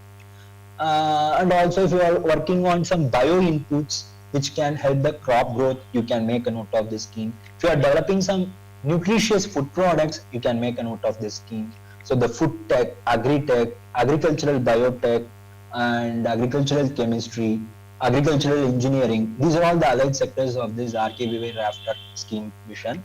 So what is RKVY? RKVY stands for Rashtriya Krishi Vikas Yojana, which means National Agriculture Development Program in English. It's a Hindi term. It means National Agriculture Development Program. Through this RKVY, they have an initiative called Raftar, which means Remunerative Approaches for Agriculture and Allied Sector Regeneration. And they have various components of funding, starting from SAVE funding. SAVE stands for Startup Agribusiness Incubation Program.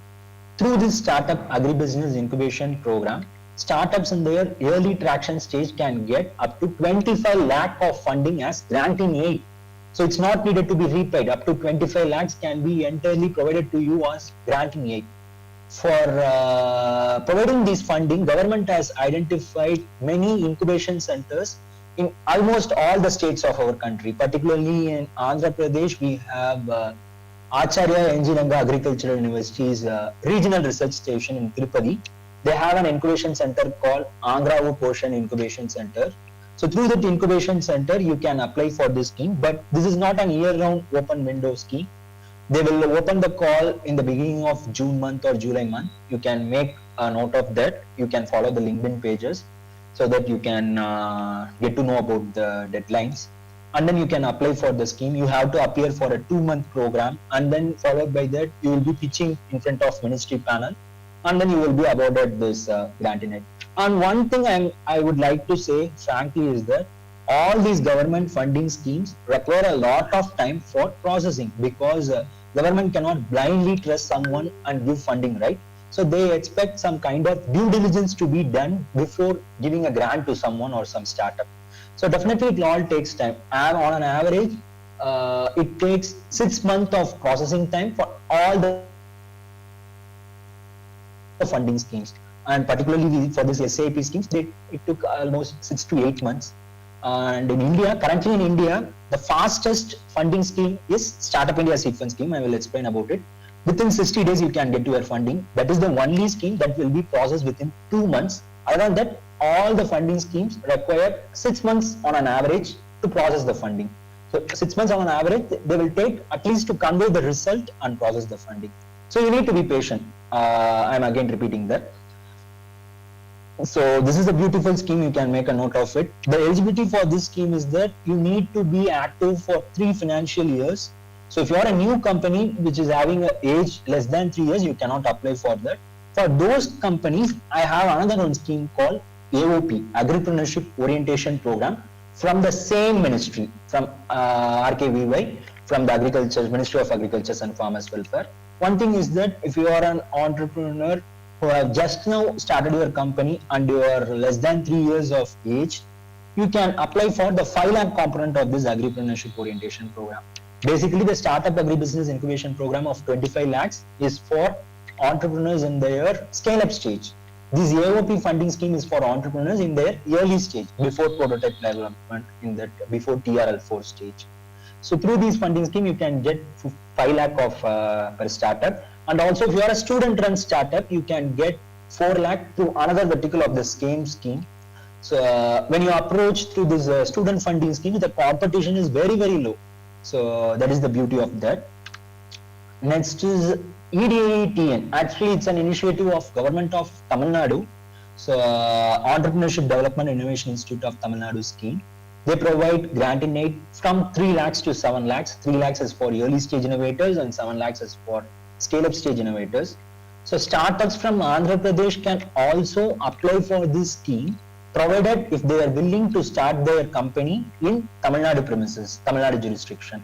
So we are neighboring states, right? So no issues on that. If you are willing to relocate to Tamil Nadu and start your venture here, you can apply for these funding schemes. So the Tamil Nadu government wants to make sure that all the commercial taxes should be paid to Tamil Nadu government. So that's their intention. To attract startups and innovators from other states, Tamil Nadu government is also encouraging innovators from other states with these conditions. So as I told you earlier, 3 lakh will be provided for startups in their early stage, before prototype development stage, and 7 lakhs will be provided for startups in their go-to-market and scale-up stage. So for these funding schemes, there is no any sector restriction. This is a sector agnostic scheme. So startups from any segment can apply for this funding scheme. So next is Tamil Nadu Student Innovators. So this is also a scheme of Government of Tamil Nadu, but is also open for students from Andhra Pradesh. So it's a scheme exclusively for students. It's also a sector agnostic scheme. Students working on any domain can apply for this scheme. But the thing is that they should be ready to relocate to Tamil Nadu to carry out their business operations. They provide up to 1 lakh funding for each student. And for all the funding schemes, you need to own a company, you need to own a registered legal entity in India. But for these kind of student-centric schemes, you need not open a company. In the name of student innovator name itself, you can apply and get the funding. But for startups, you need to have a registered legal entity, preferable if you are a DPIT registered startup. You know about DPIT, right? Department for Promotion of Industry and Internal Trade. It's a vertical of Ministry of Commerce and Industries. They are providing recognition, startup recognition to companies who are registered as partnership firms or limited liability partnership firms or one-person company or private limited firms. So if you are registered in any of these 4 categories, you can get the DPIT certificate. If you have already got the DPIT certificate, well and good. You are eligible for most of the funding schemes. So next is Startup TN Standards. This is also a government of Tamil Nadu funding schemes. So I am quickly skipping these slides. So this is Tamil Nadu government's Innovation and Product Development Grant. So if any innovator is attending from Tamil Nadu, you can make a note of it, or else if you are willing to relocate to Tamil Nadu, you can make a note of it.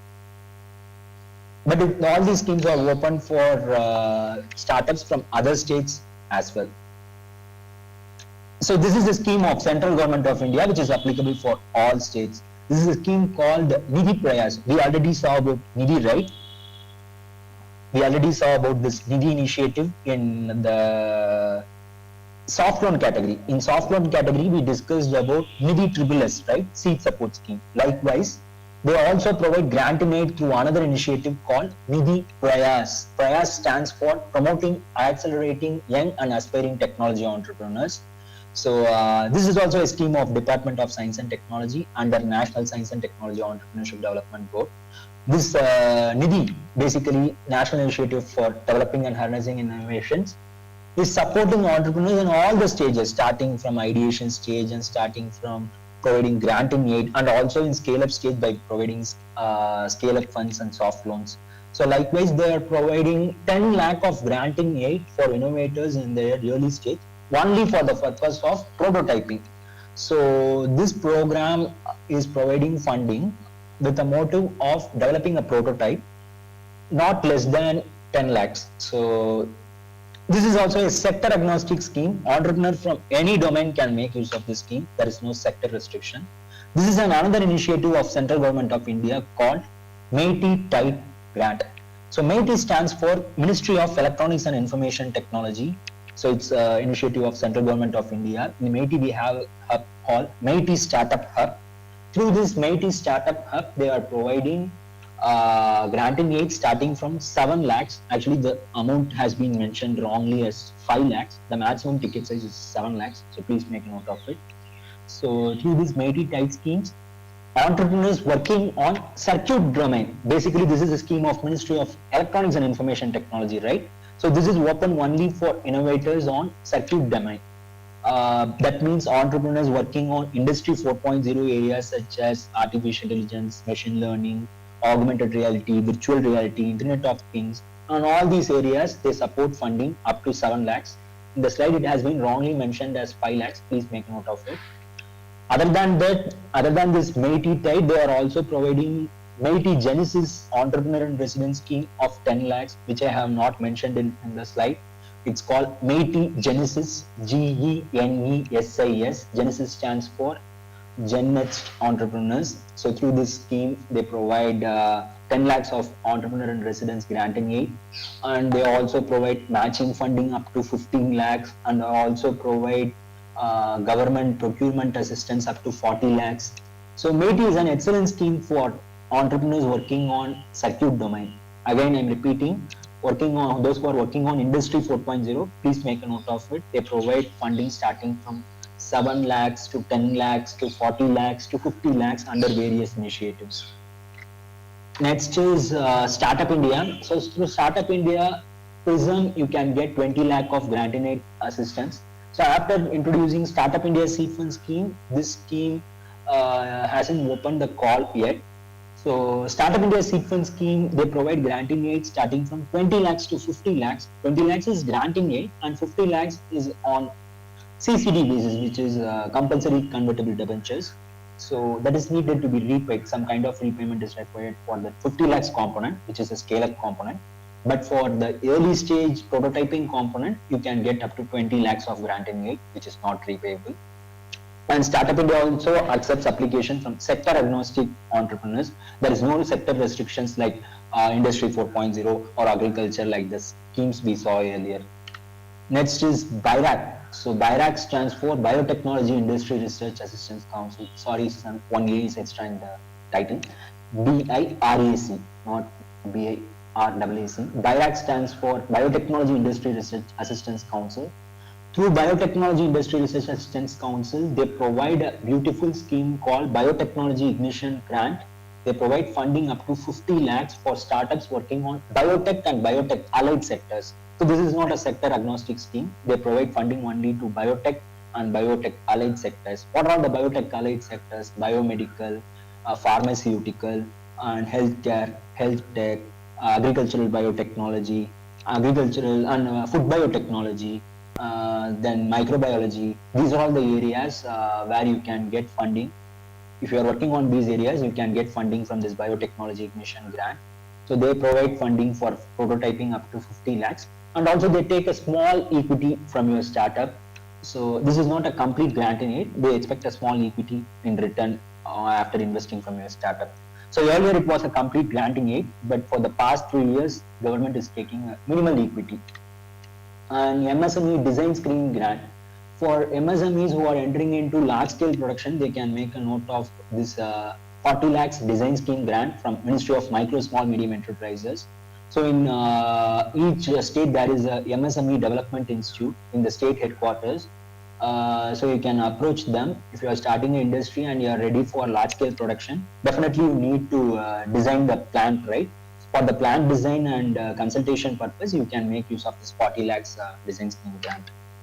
So these are some of the new grant schemes which has been recently launched. So first is BIRAC Seed Fund Scheme. SEED stands for Sustainable Entrepreneurship and Enterprise Development Fund.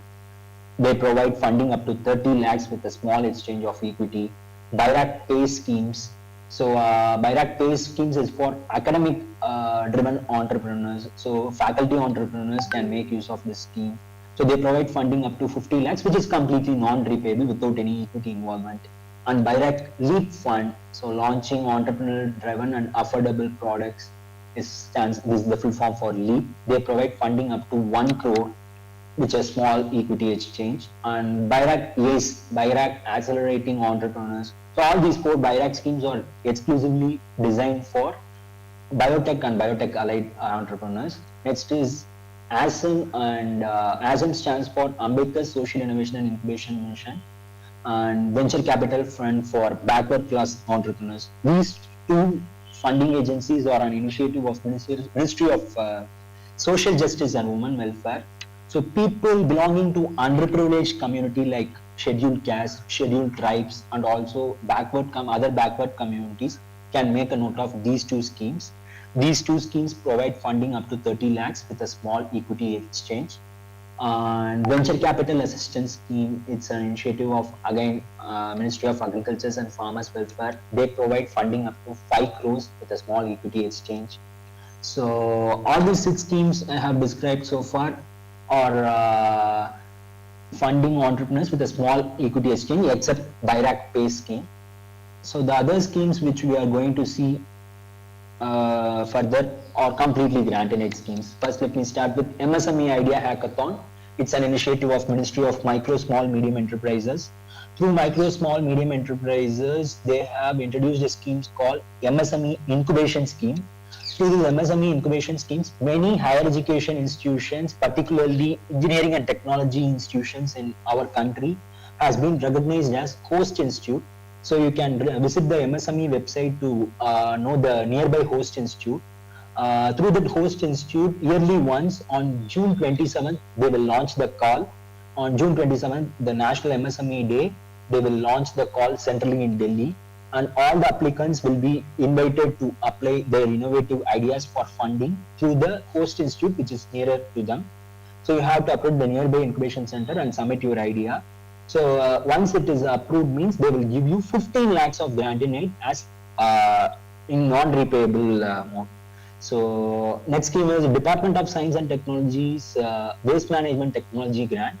So this is for entrepreneurs who are working in academic institutions. Basically faculty entrepreneurs and research scholar driven entrepreneurs can make use of this scheme if they are working on waste management areas. Next is Atal New Innovation Scheme. It's an initiative of Ministry of Planning Commission under NITI Aayog. NITI Aayog is National Initiative for Transforming India. So National Initiative of Transforming India has launched a mission called Atal Innovation Mission. Through the Atal Innovation Mission, various Atal Innovation Centers has been established, various Atal Community Innovation Centers has been established, and also Atal Tinkering Labs has been established. Innovators coming out of these entities are encouraged through Atal New Innovation Challenge, New India Challenge. So through this Atal New India Challenge, you can get crores of funding as grant in aid. And next is Yukti Innovation Challenge. Yukti Innovation Challenge is a scheme from All India Council for Technical Education. So all the engineering technology colleges affiliated with All India Council for Technical Education will have an institution innovation council. With your through your nearby institution, you can apply for this Yukti Innovation Challenge. Many think that this Yukti Innovation Challenge is only open for student innovators, but it's actually not. It's also for open for startups and entrepreneurs. The only thing you need to do is that you have to approach the nearby institution innovation council located in your nearby engineering college, engineering technology college. So this Youth Innovation Challenge will be opened by the beginning of each academic year. So currently Youth Innovation Challenge 5.0 is going on. So next is MIT Genesis EAR and Grant and Matching Fund. I have already explained about it, so I'm skipping it right away. And I have also explained about the Startup India Seed Fund Scheme. So with this, we are concluding grant. So far we have crossed an important topic. I have described about all the grant opportunities available for you. So after this part, you will be aware that there are any number of funding schemes available from the government agencies, starting from 1 lakhs to 7 crores. So the highest funding is provided through BIRAC ACE, Accelerating Entrepreneur Scheme, which is open only for biotech innovators. So starting from 1 lakh to 7 crores, government is providing granting aid to all the innovators. So the only thing is that you need to have a novelty, you need to have marketability, you need to have sustainability. So this is the most common thing that is expected by each funding agency, but from funding agent to funding agency, the strategy differs, slightly differs. But the most common thing expected from all the funding agencies is these three factors: novelty, marketability, and sustainability. I'm again repeating it, please make a note of it. So up to this time, if you are not aware of these funding schemes, means it's not an issue, but at least after listening to my lecture, please pay attention to it, identify your right funding scheme. So put a roadmap, be aware of the deadline, follow the concerned funding agency's LinkedIn page so that you can keep yourself updated regarding the deadlines. So apply when the call is open, and best wishes for you to crack the grant. So these are all the other funding categories. So I will conclude the session shortly. Next is fellowship. If any of the student innovators is attending this session, you can make a note of it, or recently passed out student is attending this session, you can make a note of it. There are various government agencies which is providing fellowship to pursue startup as a career opportunity exclusively for students and recently passed out students.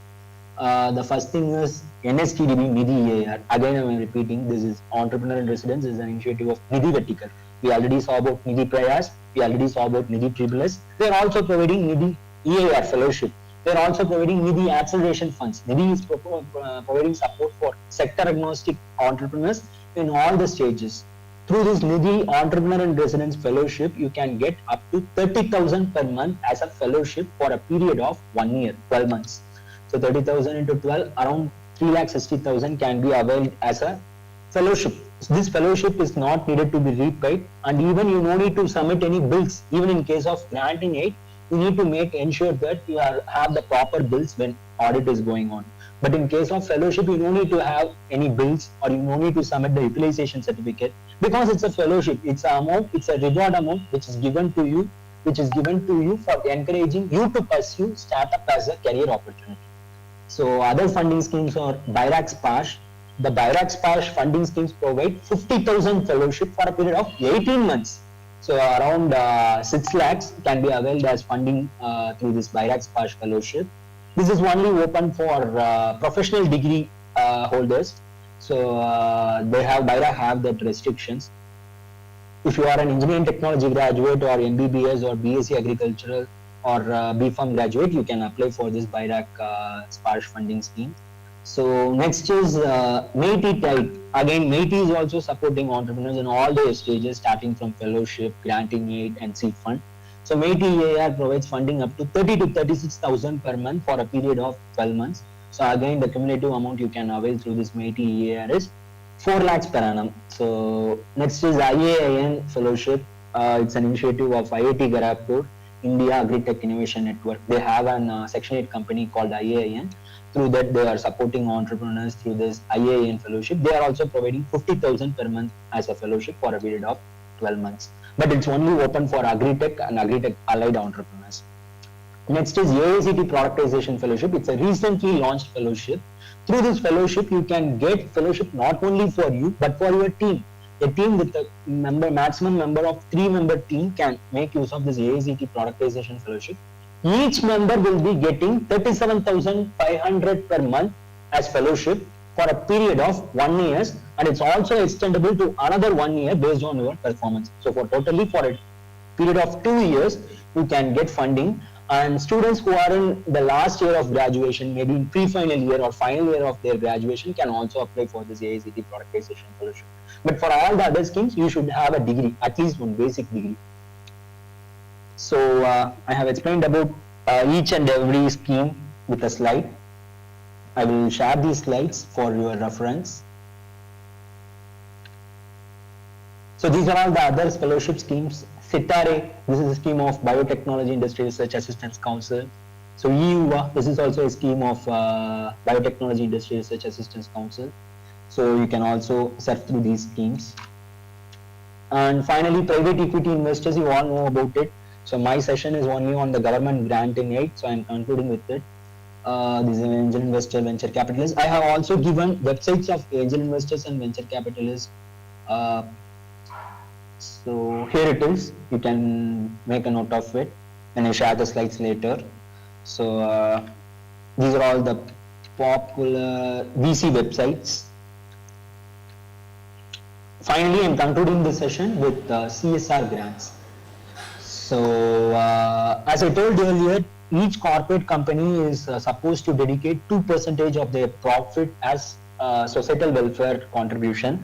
So all the corporate companies are doing it for various causes. Many corporate companies are encouraging startups and incubation through these CSR funds, because startup and incubation is considered to be a societal welfare activity. Some of the companies are Bajaj, Indus Biotech, HDFC Bank, ICICI Bank, Tata. So these are all the companies providing backing through their CSR funds. So these are all some useful websites for you. You can directly click the PDF link so that the link will redirect to the concerned website. So finally, there are some suggestions. Here is my contact information. Thanks to RTIH for giving me this great opportunity to share my vast knowledge in this startup fundings. So it's my pleasure to share with upcoming entrepreneurs. So you can make a note of my contact information. I'm always happy to help you in your funding journey. Best wishes to all of you to become a good entrepreneur. And please make a note that funding is not alone considered to be the success. You have to market your products. Nowadays, many startups are easily getting funds, but they are not able to enter into market even though they get funding, because government agencies is evaluating on desk level, right? But in real time, the situation is completely different. On real time marketability aspect, you cannot easily enter into the market. So pay more attention towards your marketability aspects. These grantinates are things which can be mastered very easily. For example, if you write for 2 to 3 grants on your own, the 4th grant will be automatically selected, because there are a lot of funding schemes and innovators are not even applying for these funding schemes. There is a huge gap. So if you apply for 3 to 4 schemes, definitely you can crack the 4th scheme. Cracking funding is not a big task, but marketing your product is highly challenging, because all these funding agencies evaluate your presentation only superficially, but on real time, many practical challenges are there when you market your products. So focus more on your marketability aspect. There is a thing called 80-20 golden ratio thumb rule that's applicable for all the startups. So in your startup journey, you have to give weightage about 80% for commercial aspects and only less than 20% for your technical aspects. So if you are an engineer turned entrepreneur, remember that you need to give weightage only up to 20% on the engineering technology part. Remaining 80% weightage has to be given for the commercial part. So remember that you are not an engineer anymore and you are an entrepreneur. So Thank give you, more Sri weightage Raman for the Garu. commercialization aspects. So these are all my suggestions. So wishing you all the very best for your future endeavors. Thank you a lot for the. Thank you, Sri Raman Garu. Thank you for your valuable words. So the session is open for queries. Yes, sir. If you have any queries, I'm happy to address. As I promised earlier, I will share the slides through your organizers. Any You can participants refer to here? it for surfing further details through the internet. Any participants here? Do you have any queries? Anybody there? Anyone? Hello? Sir, thank you, sir. Thank you for your valuable time. Thank you for the great session. A gentle reminder, please make Hello, a can you hear silence me? during the sessions. Hello?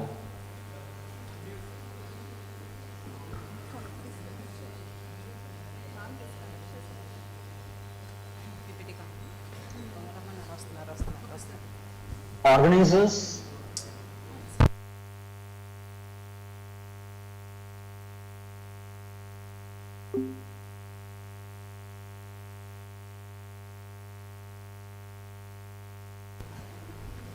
Hello.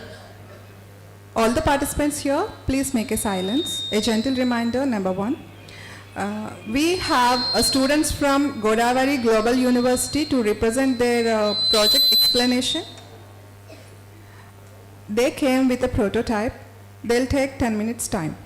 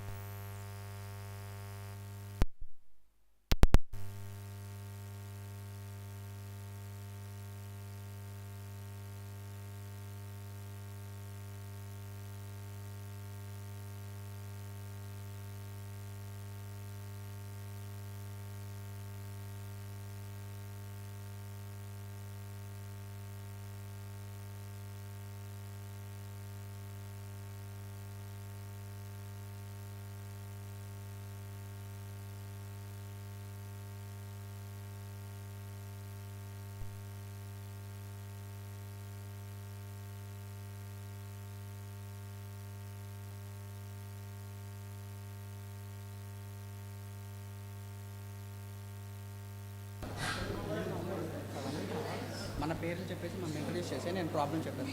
నేను చెప్పనా?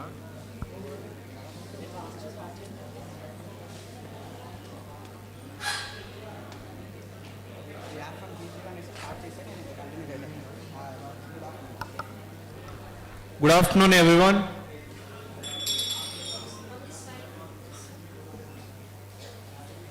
We are from GGU, Godavari Global University. Here we come to innovate our prototype. Let me introduce me and my team. Myself, Ajit, and this is my team, Gafur, Satya and Shiva.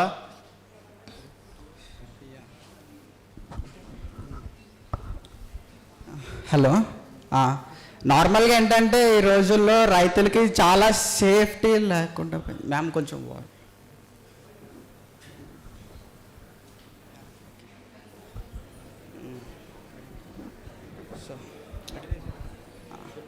అంటే okay, technology అనేది చాలా పెరిగిపోయింది sir. కొంచెం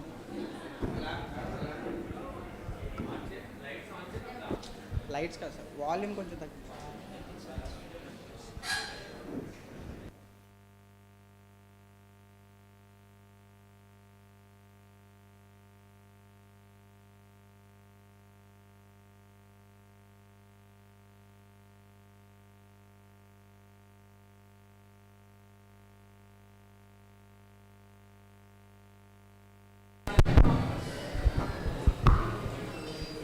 Good afternoon, everyone. Yeah, we are the students from GGU Godavari Global University. We are here for innovate our idea. We came up with a prototype. We are innovate a idea which is helpful for farmers. ఇప్పుడు technology అనేది చాలా పెరిగిపోయింది చూసుకుంటే, but ఫార్మర్స్కి అనేది అలాంటి help లేదు. మేము దానికోసం ఏం చేసామంటే ఒక ఇన్నోవేషన్ ఐడియా అనేది కనుక్కున్నాం. అంటే రైతుల కోసం సేఫ్టీ గురించి, అంటే వాళ్ళ వర్క్ బర్డెన్ని కొంచెం తగ్గించడం గురించి. Sir slide.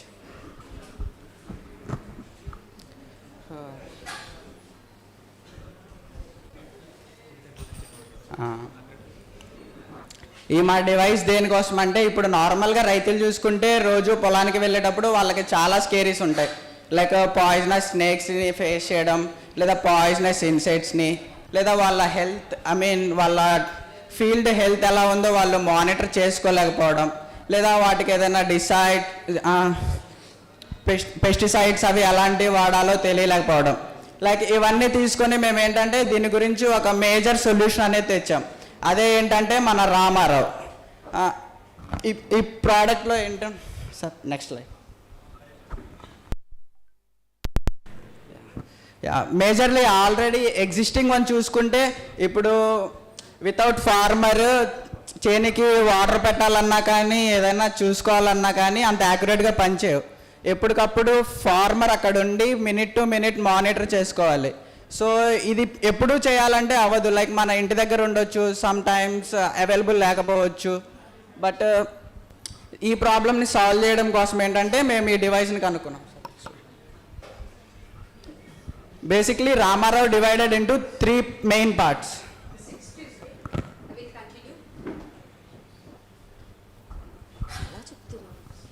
So good afternoon, myself is Dr. E. Nirmala Devi, professor from the mechanical department from the Godavari Global University. I is the mentor of this team. So before going that, so many problems are faced from the farmers. So what the technology was involved, what are the contributions from the engineering side. So based on that, we have to ideas incorporate through the AI. So before going that, so agriculture field is మామూలుగా చూస్తే మన farmers maximum ఈ జనరేషన్లో ఫీల్డ్కి వెళ్ళి work చేసే వాళ్ళు చాలా తక్కువ. మన ఫాదర్స్ వాళ్ళే ఇంకా స్టిల్ వాళ్ళనే కంటిన్యూ అవుతున్నారు. So based on this reason మేము ఆల్రెడీ ఎగ్జిస్టింగ్ ఉన్న దాని ప్రోడక్ట్ని సమ్ ఏఏ అని రిలేటెడ్గా యాడ్ చేసుకుంటూ ఫస్ట్ మన ఏంటంటే ఒక టైం ప్రకారం what is the field life, what is the crop, how many days they need, which type of the pesticides means like organic, inorganic, ఇవన్నీ మెడిసిన్స్ యూజ్ చేస్తున్నాం కాబట్టి దానికి ఎంత లైఫ్ టైం అవుతుంది గ్రోత్. ఇప్పుడంటే ఒక మనము ఫాదర్స్ టైం చూసేటప్పుడు ఇయర్కి వచ్చే పంటలు 2 ఉండేవండి, 2 మ్యాక్సిమం 1 or 2. ఇప్పుడు ఏంటంటే దాన్ని లైఫ్ టైం అనేది తగ్గించుకుంటూ వచ్చి ఇయర్కి వచ్చి 3 పంటలు వేస్తున్నాం, 4 పంటలు వేస్తాం. సో బేస్డ్ ఆన్ దిస్ మనం ఏం చేస్తామంటే పెస్టిసైడ్స్కి ఎక్కువ ఇంపార్టెన్స్ ఇవ్వడం వల్ల దాంట్లో ఫుడ్ మెటీరియల్ యొక్క దాని యొక్క విటమిన్స్ యొక్క లోపం అనేది చాలా జరిగి మనం మ్యాక్సిమం ఆర్గానిక్ కన్నా ఇన్ఆర్గానిక్ ప్రోడక్ట్స్కి ఎక్కువ ఇంపార్టెన్స్ ఇస్తున్నాం. So based on this first ఏంటంటే మన రైతులు మ్యాక్సిమం పనిచేసే నైట్ 6-8 o'clock వల్ల పొలంలో పనిచేస్తూ ఉంటారు, అప్పుడే మోటార్ ఆన్ చేస్తూ వస్తారు. సో బేస్ అనేది ఎక్కడికి చూసినా మనకి ఏంటంటే స్నేక్స్ అనే బైట్స్ అనేవి చాలా ఎక్కువగా జరుగుతున్నాయి. సో దానివల్ల మేమేం చేసామంటే we have to design one device that we call the device decibel is the 3 to 7 decibel ఒక సౌండ్తో ప్రొజెక్ట్ చేయడం వల్ల మన చుట్టూ ఉండే సరౌండింగ్ 1 or 2 మీటర్స్లో ఏం ర్యాట్స్ కానీ స్నేక్ కానీ ఆ డెసిబుల్ సౌండ్కి ఆటోమేటిక్గా అవి some other place they can move. Second one is that what is the water content inside the sand. మామూలుగా మన చిన్న మన సైన్స్ స్క్వేర్ ప్రాజెక్ట్లో చేసుంటాం 10th క్లాస్ లెవెల్లో. జస్ట్ ఒక నైఫ్ అనేది ఇన్సర్ట్ చేసి సో ఫీల్డ్ యొక్క శాండ్లో ఉండే వాటర్ కంటెంట్ ఉంటుందో నార్మల్ డివైస్. సో దాన్ని ప్లస్ మేము చేసిన డివైస్ ఏంటంటే ఒక నీ ప్యాడ్, యాంకిల్ ఆర్ నీ ప్యాడ్ లైక్ ఏ రిస్ట్ వాచ్.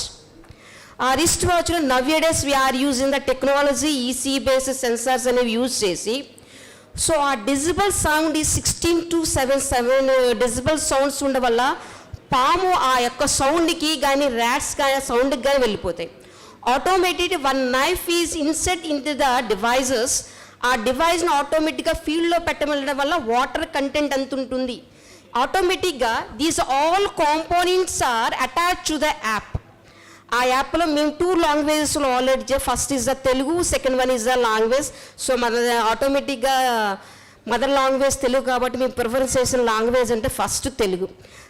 యాప్లో ఏంటంటే ఇప్పుడు వాటర్ కంటెంట్ ఉందనేది మనం ఆ డివైస్ ద్వారా యాప్ కనెక్ట్ చేసాం. నెక్స్ట్ క్రాప్ స్టార్టింగ్ డే నుంచి దాని గ్రోత్ ఎలా ఉంది. So we have to take the video from the entire field.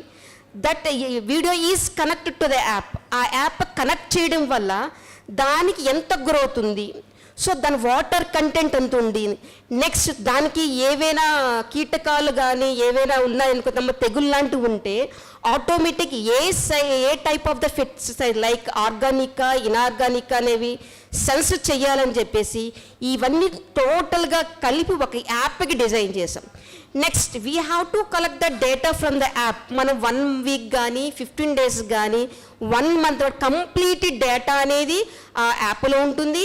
Next మనకు వీక్కి 2 weeks కానీ 3 weeks కానీ 1 or 2 daysకి పొలానికి ఎంత టైంలో వాటర్ పెట్టాలి. సో ఇన్ కేస్ మనం మోటార్ ఆన్ చేసి వచ్చినా దాని స్విచ్ ఆన్ స్విచ్ ఆఫ్ అనేది కూడా మన యాప్లోనే ఆన్ ఆఫ్ బటన్ అనేది మేము ఆల్రెడీ దాంట్లో ప్రోడక్ట్లో మేము పెట్టి చేసాము. సో దీనికి అయ్యే cost some of the reasonable cost అని డిజైన్ చేసాము. ఆ డివైజ్ లైక్ రిస్ట్ వాచ్ మన ఏంటంటే పొలంలో నడుస్తాం కాబట్టి we had design like compound size like knee pad కింద కానీ యాంకిల్ ప్యాడ్ కింద చిన్న డివైస్ చేసాం ప్రోటోటైప్.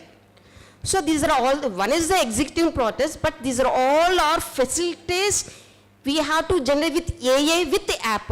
ఏఏ యొక్క టెక్నాలజీని యూజ్ చేస్తూ యాప్ అనేది జనరేట్ చేసాం. This is the main point of our presentation. So thank you. See the devices, please. So what is the main thing is, so here is all the degree students, all the engineering students. We are, my community is engineers. We are having a lot of ideas. So మన టెక్నాలజీకి improvement అయ్యే కొద్ది ఏమవుతుందంటే మనం ఏంటంటే electronics వైపు communications వైపు బాగా గ్రోత్ అనేది ఎక్కువ అవుతుంది. కానీ మన నేషన్కి మెయిన్ బ్యాక్ బోన్ అయిన ఫార్మర్కి ఎవరు మనం చెయ్యట్లేదు work. So based on the reason చెప్పి మాకు already agriculture technology BTech agriculture ఉంది కాబట్టి దాన్ని బేస్ చేసుకుని these are the students are second year students. ఈ second year students with the CST. Myself is a mechanical, the product is a agriculture, this designs all the students are CSE. ఈ multidisciplinary base చేసుకుని మేము ఈరోజు ఈ project అనేది చేసాము. Such last year we went and project the VIT AP, they got that first prize, the cash award is the 1 lakh. అప్పుడు మేము ఏం చేసామంటే జస్ట్ మా ఐడియాని ఇంప్లిమెంట్ చేసాం కానీ ప్రోటోటైప్ చేయలేదండి.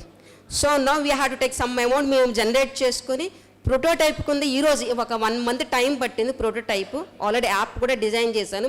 So we need the support. Startup కింద స్టార్ట్ చేయాలన్నా inverters is compulsory. So in seniors we have to see that PPT చూసినప్పటికి నిధి కానీ బార్క్ కానీ PRISM these are all the funding agencies. ఇప్పుడు ఏంటంటే ఫండింగ్ ఏజెన్సీ మన ఫండ్ రైజ్ అవ్వాలి అంటే first they are asking the what are the publications. I'm the mechanical but product is the mechanical. మన ఐడియాని స్కీమ్లో బయటికి తీసుకురావాలంటే ఫండింగ్ కంపల్సరీ. కానీ గవర్నమెంట్ సెక్టర్లో వాళ్ళు ఫస్ట్ అడుగుతుంది ఏదైనా పబ్లికేషన్స్ లాస్ట్ 2 years నుంచి మీరు దాని మీద వర్క్ చేశారు అంటే వర్క్ చేయలేం, ఐడియాని ఇంప్లిమెంట్ చేయాలి. Next another one is there asking the pipe linkup with the industries. అది ఉంటేనే ఆ ఫండింగ్ స్కీమ్స్ అనేవి మాత్రం శాంక్షన్ అవుతున్నాయండి. So in front of our institute, in front of all the elders, some of the innovators, మాకు ఏదైనా చిన్న help అనేది మేమంటే టెక్నికల్గా ప్రాబ్లమే లేదు, we give the technical support.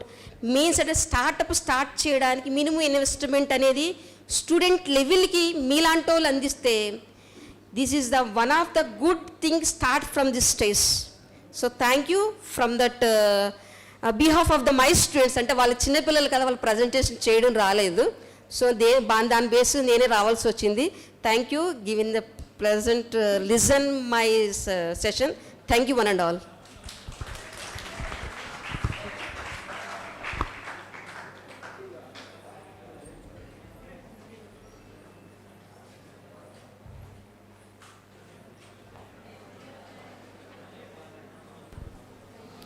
Thank you, ma'am.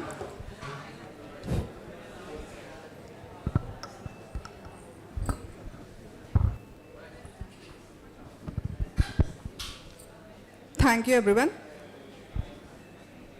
Hello. Ladies and gentlemen, it is now time for an inspiring session with a visionary leader shaping the future of unmanned aerial technology in India. Mavion Aerospace is at the forefront of next generation UAV and VTOL innovation, developing advanced AI-powered drone solutions for agriculture, infrastructure, disaster management, defense, and smart city applications with a strong focus on precision engineering,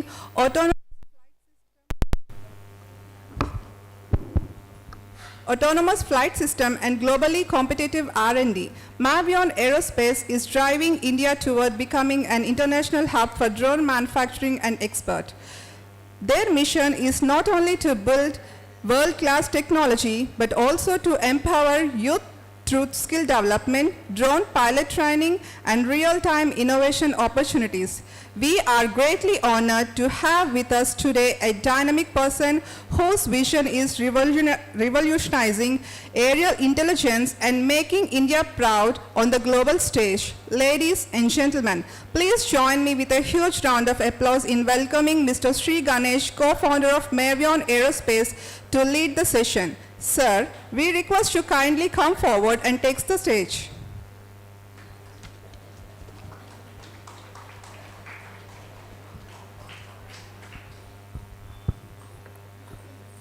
So good afternoon, everyone. Good afternoon. So thank you so much, ma'am, for giving this opportunity. First of all, I would like to introduce myself. I'm Sri Ganesh. I'm the founder and the director of Mavion Aerospace. Mavion Aerospace is the first aerospace company that have been started in Rajamandri, in Industrial Park in Bamuru. It's a 5,000 square unit manufacturing plant. So before coming to that, I would like to give a quick glimpse about myself. I'm the youngest scientist. I worked with ISRO for a couple of years in GeoNavic satellite program. And after that, scientist in NASA as a astronaut program. And also in coming to business, I've been working as global business advisor for 3 different international companies on drones manufacturing, satellite components, and rocket manufacturing parts. So after 4 years of my journey, I start to think about to start something new in my hometown. I'm from Rajamandri. So we started Mavion Aerospace. So these are all my achievements that so far I have been going through. And you can change the slides.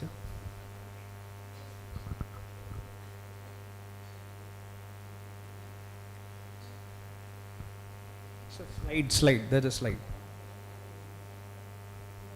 So yeah, so I think you all students here today, can I just get to know what are the students studying who are sitting in the back time? You are from BBA? Business Management. Great, sir. Thank you. So I think a couple of gentlemen are sitting here. So the topic about I'm choosing today is USP and competitor analysis, which is a very unique topic to be addressed because USP will differentiate the business. So I'll go through the presentations and I'll tell about what I'm going to go forward with drones manufacturing. But from now, I would like to address 2 points before leaving this podium. I think many of you know about drones and aerospace here, right? You are familiar with it. Drones are not limited only for civil purpose, but with our vision, we start to implement, to take it to the industrial level, which means drones can also use in agriculture and military, police and government and civilian purpose as well. Just give me 1 minute, I'll go through this presentation. You can go through it.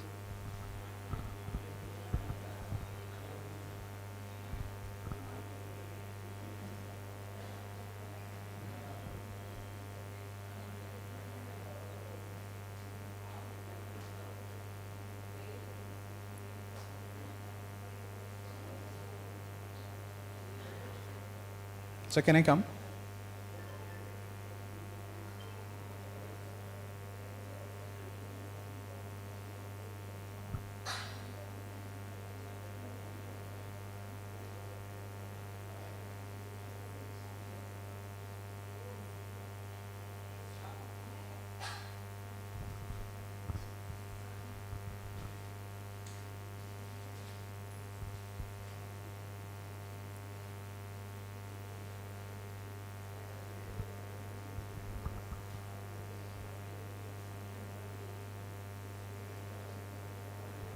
Great.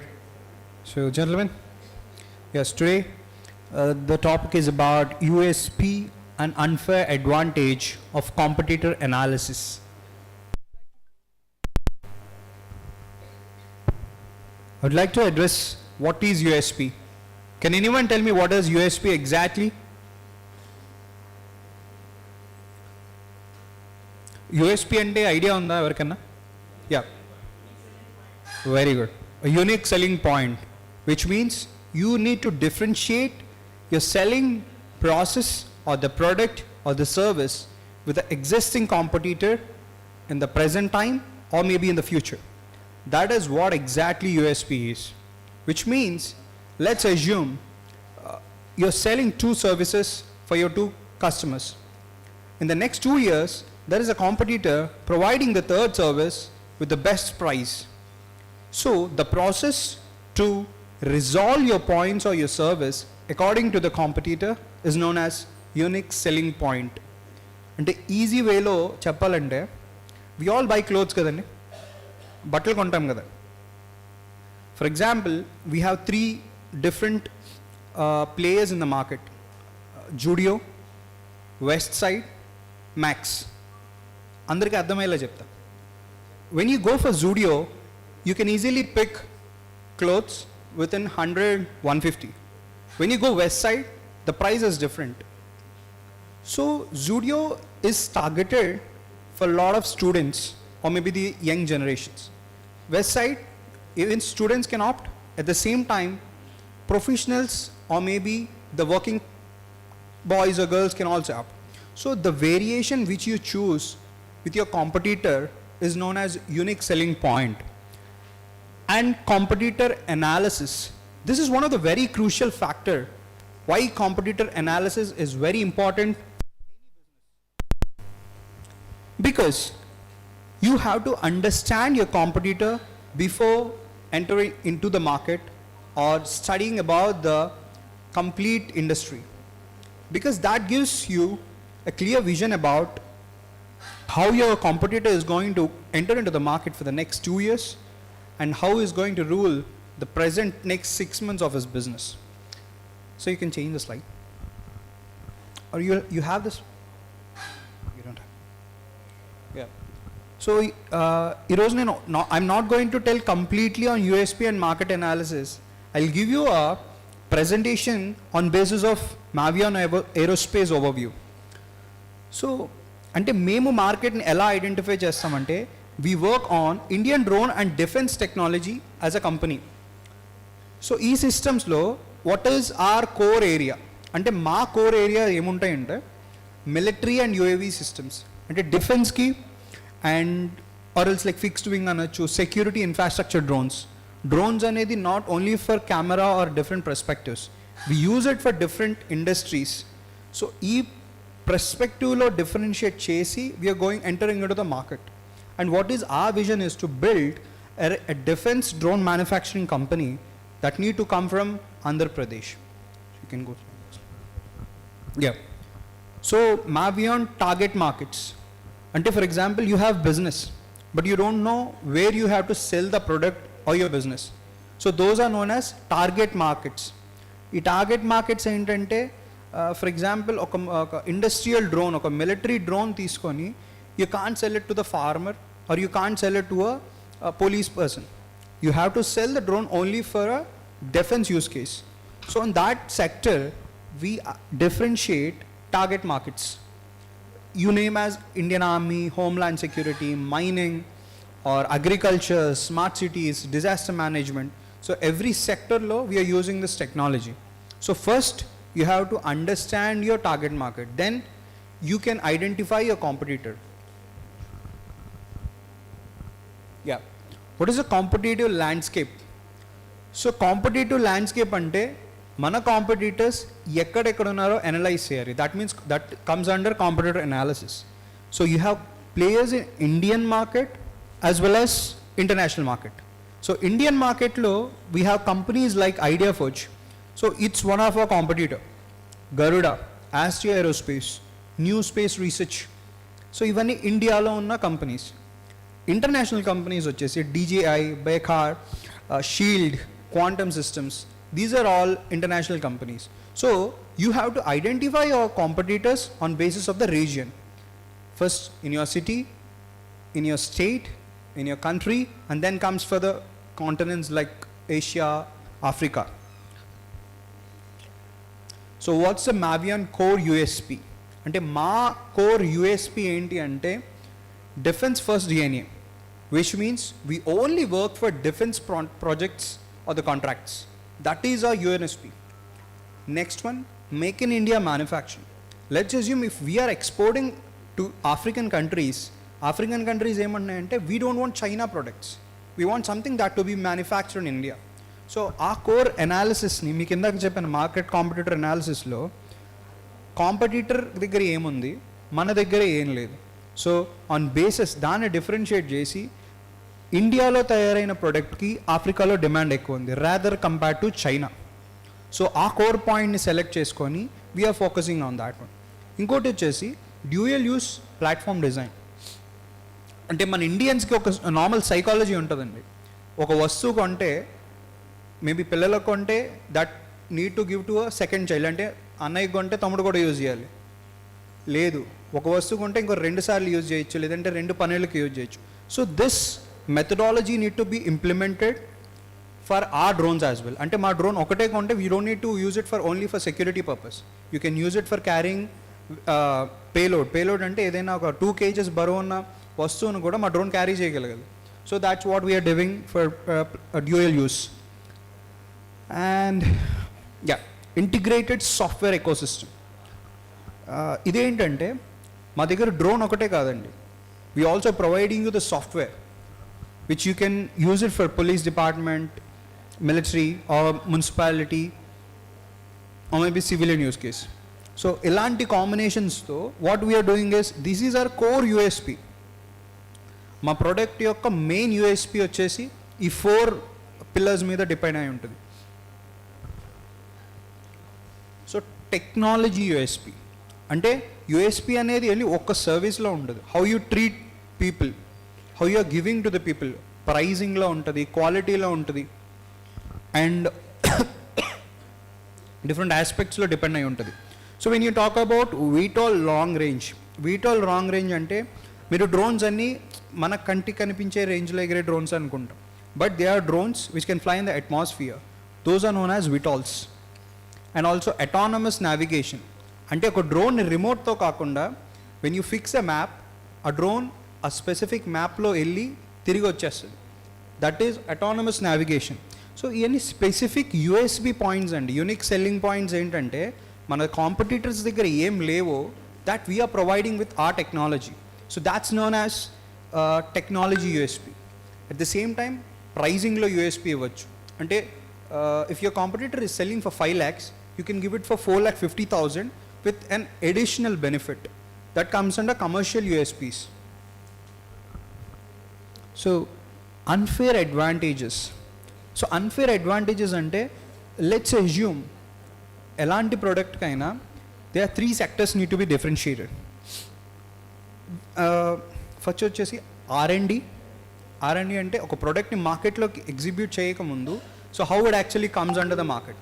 So before we are going a thorough R&D on it. So in this basis, unfair advantages, what we are providing is strong defense access strategy and VTOL lottery mutation for system under development. So these are the 2 factors we are implementing right now. And when you come to cost and profitability, what we are providing is local sourcing. అంటే ఇదివరకు drones కావాలంటే you need to get it from China or from USA. But now what we are doing is we will build the drone from Andhra Pradesh and we are going to supply it for the world. This is called local manufacturing and local sourcing. And next comes is lower BOMO cost. That means if you spend 2 lakh rupees for an international drone, you can spend at least 80,000 rupees that you can get with the same quality and the same quantity and for the technology in your place as well. And high margin defense orders. For example, defense nunchi evena oka 10 crores order vaste, if you want to export from China or from other countries, you need to pay at least 8 crores for the company and 2 crores you are going to save it. But if you want to manufacture in India, you can at least save half of the amount. 5 crores is going to be spent for the manufacturing and rest is going to be in your pocket. And recurring software revenue. అంటే drone ఇచ్చేసిన తర్వాత అంత software ఉంటుందండి, ఆ సాఫ్ట్వేర్ని కూడా recurring చేయొచ్చు. That's what something recurring revenue means. This is also one USP.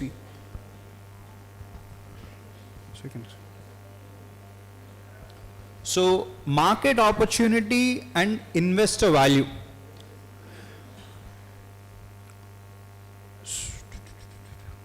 So can I ask you one question here? Anyone from the audience can say it. How many of you అంటే మీకు ఈజీగా అర్థమయ్యేలా చెప్తాను. USP అనేది ఎందుకు అంత important అంటే, recent news చూశారు కదా IndiGo. How many of you saw this IndiGo news? Students back side, you don't watch this IndiGo news. What's happening outside? Problem ఏంటంటే the complete market is going to be dominated by one player, that is Indigo, because there are no local manufacturers in aviation and aerospace sector. I'm just giving an example for aircraft. At the same time, the market opportunity in grasp chesidi mottam oke company meeda depend ayi untadi. The reason is there are no players in the market. So to cut down that, we need to provide a market opportunity. Present Indian drone market vachesi, you can see how many crores of rupees is going to be crossed by 2030. That is 30,000 crores. And defense UAV and lottery mutation, which need a global growth.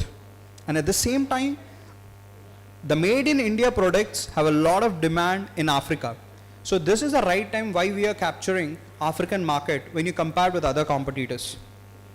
And when you talk about investor value, we are providing the strong USP. The USPs and unique selling points మీకు ఇందాక చెప్పుకుంటూ వచ్చాం, అవి same things. And faster market entry, so you don't need to wait for the products to get outside of the market to India.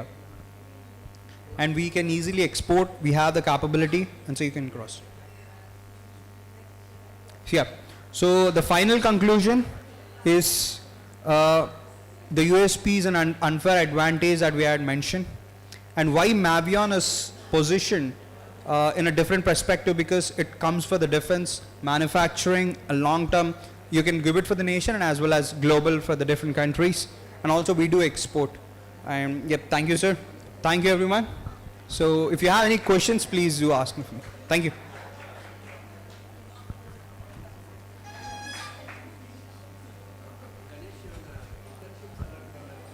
Yeah, sure, sir. Like we have a lot of internships in our firm.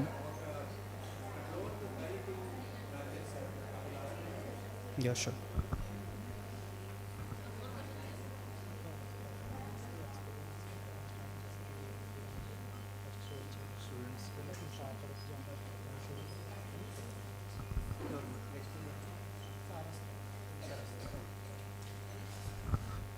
Ganesh good presentation. ఒకసారి చప్పట్లు కొట్టాలి మీరందరూ.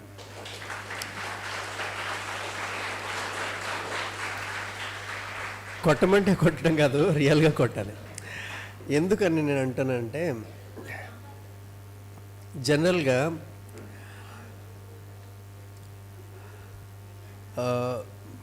రాజమండ్రిలో చదువుకొని, అంటే రాజమండ్రిలో పుట్టి చదువుకోవడం కాదు, ఎన్ఐటీలో చదివాడు.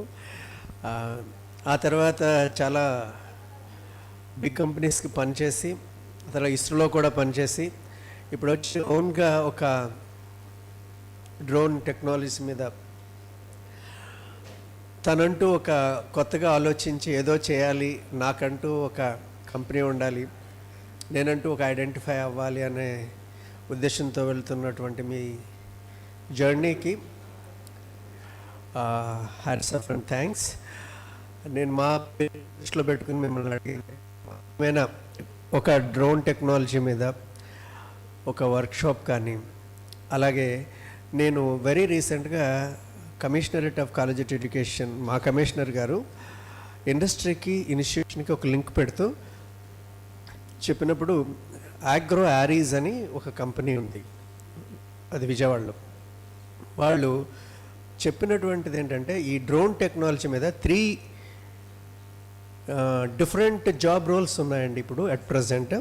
మొదటిది డ్రోన్ పైలటింగ్, ఆ తర్వాత డ్రోన్ హార్డ్వేర్ అది టెక్నాలజీ, థర్డ్ వచ్చి డాటా ఎనాలిసిస్, డ్రోన్కి సంబంధించి డాటా ఎనాలిసిస్, ఇవన్నీ ఉన్నాయండి. ఇప్పుడు దీనికి రెడీ టు మేము ఇచ్చి ఇంచుమించుగా ఒక 200 మెంబర్స్ అయినా మేము తీసుకొని, వాళ్ళు మెయిన్గా అగ్రిటెక్ మీద పనిచేస్తున్నారు. ఈ రైతులకి సంబంధించి ఆ స్ప్రేయింగ్ వాటిలో ఆ టెక్నాలజీని పిల్లలకి నేర్పించాలి. అలాగే మనకి తెలిసిందంతా కూడా ఏంటంటే, ఈ కమర్షియల్గా కూడా చాలా డ్రోన్స్, ప్రతి ఈవెంట్లోనూ డ్రోన్ షార్ట్స్ అవన్నీ కూడా జనరల్గా వస్తుంది. ఇలాంటి వాటి మీద మాకు ఏదైనా ఒక 1 మంత్ నుంచి 2 మంత్స్ 3 మంత్స్ కానీ కోర్స్ రన్ చేస్తే కాలేజ్లో విత్ మినిమల్ కాస్ట్, ఇది గవర్నమెంట్ కాలేజీ, అంటే రాజమండ్రే కాబట్టి నేను అఫిలియేషన్ ఎలా చేయాలి అంటే, నా పార్ట్ ఏంటంటే, ఏదైనా మేము ఒక సర్టిఫికేట్ ఇచ్చామంటే కొన్ని క్రెడిట్స్ ఇవ్వాలి పిల్లలకి, అది వ్యాలిడ్ కావాలి. అలాగే వాళ్ళకి రేపొద్దున ఆ సర్టిఫికేషన్ చూస్తే, వాళ్ళు రేపొద్దున ఏదో ఒక నీలాంటి వాళ్ళ దగ్గరకు ఇంకొక ఇండస్ట్రీ దగ్గరికి వెళ్ళినప్పుడు ఆ సర్టిఫికేట్స్తో వాళ్ళకి జాబ్ వచ్చేట్టుగా ఉండాలి. అంటే జాబ్ అంటే వాళ్ళకి ఒక ఆపర్చునిటీ, వర్క్ చేయటం. ఈ రోజుల్లో టాలెంట్ని బట్టే కదా ఉంటుంది. సో అలాంటిది ఏమైనా ఉంటే మాకు ప్రొవైడ్ చేయండి అని అడుగుతున్నాను. Sure sir. First of all నేను పెద్ద ఎక్స్ప్లెనేషన్ చేయలేదు. So we have a plant అండి హార్లిక్స్ ఫ్యాక్టరీ ఆపోజిట్లోనే 5000 స్క్వేర్ యూనిట్లో. Yeah I came there. నేనే సార్.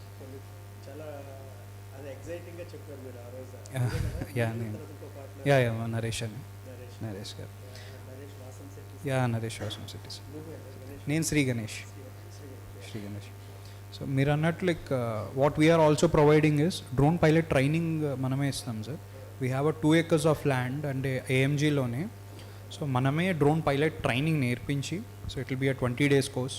అండ్ డ్రోన్ మ్యానుఫ్యాక్చరింగ్ అసలు ఏంటి దాని మెకానిజం, సో ఆ కోర్స్ కూడా మనం ప్రొవైడ్ చేస్తున్నాం. Soon we're going to start. Sure sir, definitely. ఎందుకంటే మనకి రాజమండ్రికి దగ్గరలో ఇంత ఒక 4000 స్క్వేర్ ఫీట్ అని చెప్పారు నాకు తెలిసి. 5000 స్క్వేర్ ఫీట్ ఏరియాలో వాళ్ళు ఒక డ్రోన్ ఇండస్ట్రీనే స్టార్ట్ చేసి, they are disseminating their knowledge and expertise to the youngsters అనేది really appreciable thing. And you start with my college and we are the person to encourage you. And we could not give you any financial or funding assistance, but I have a student potential, that's what I can say.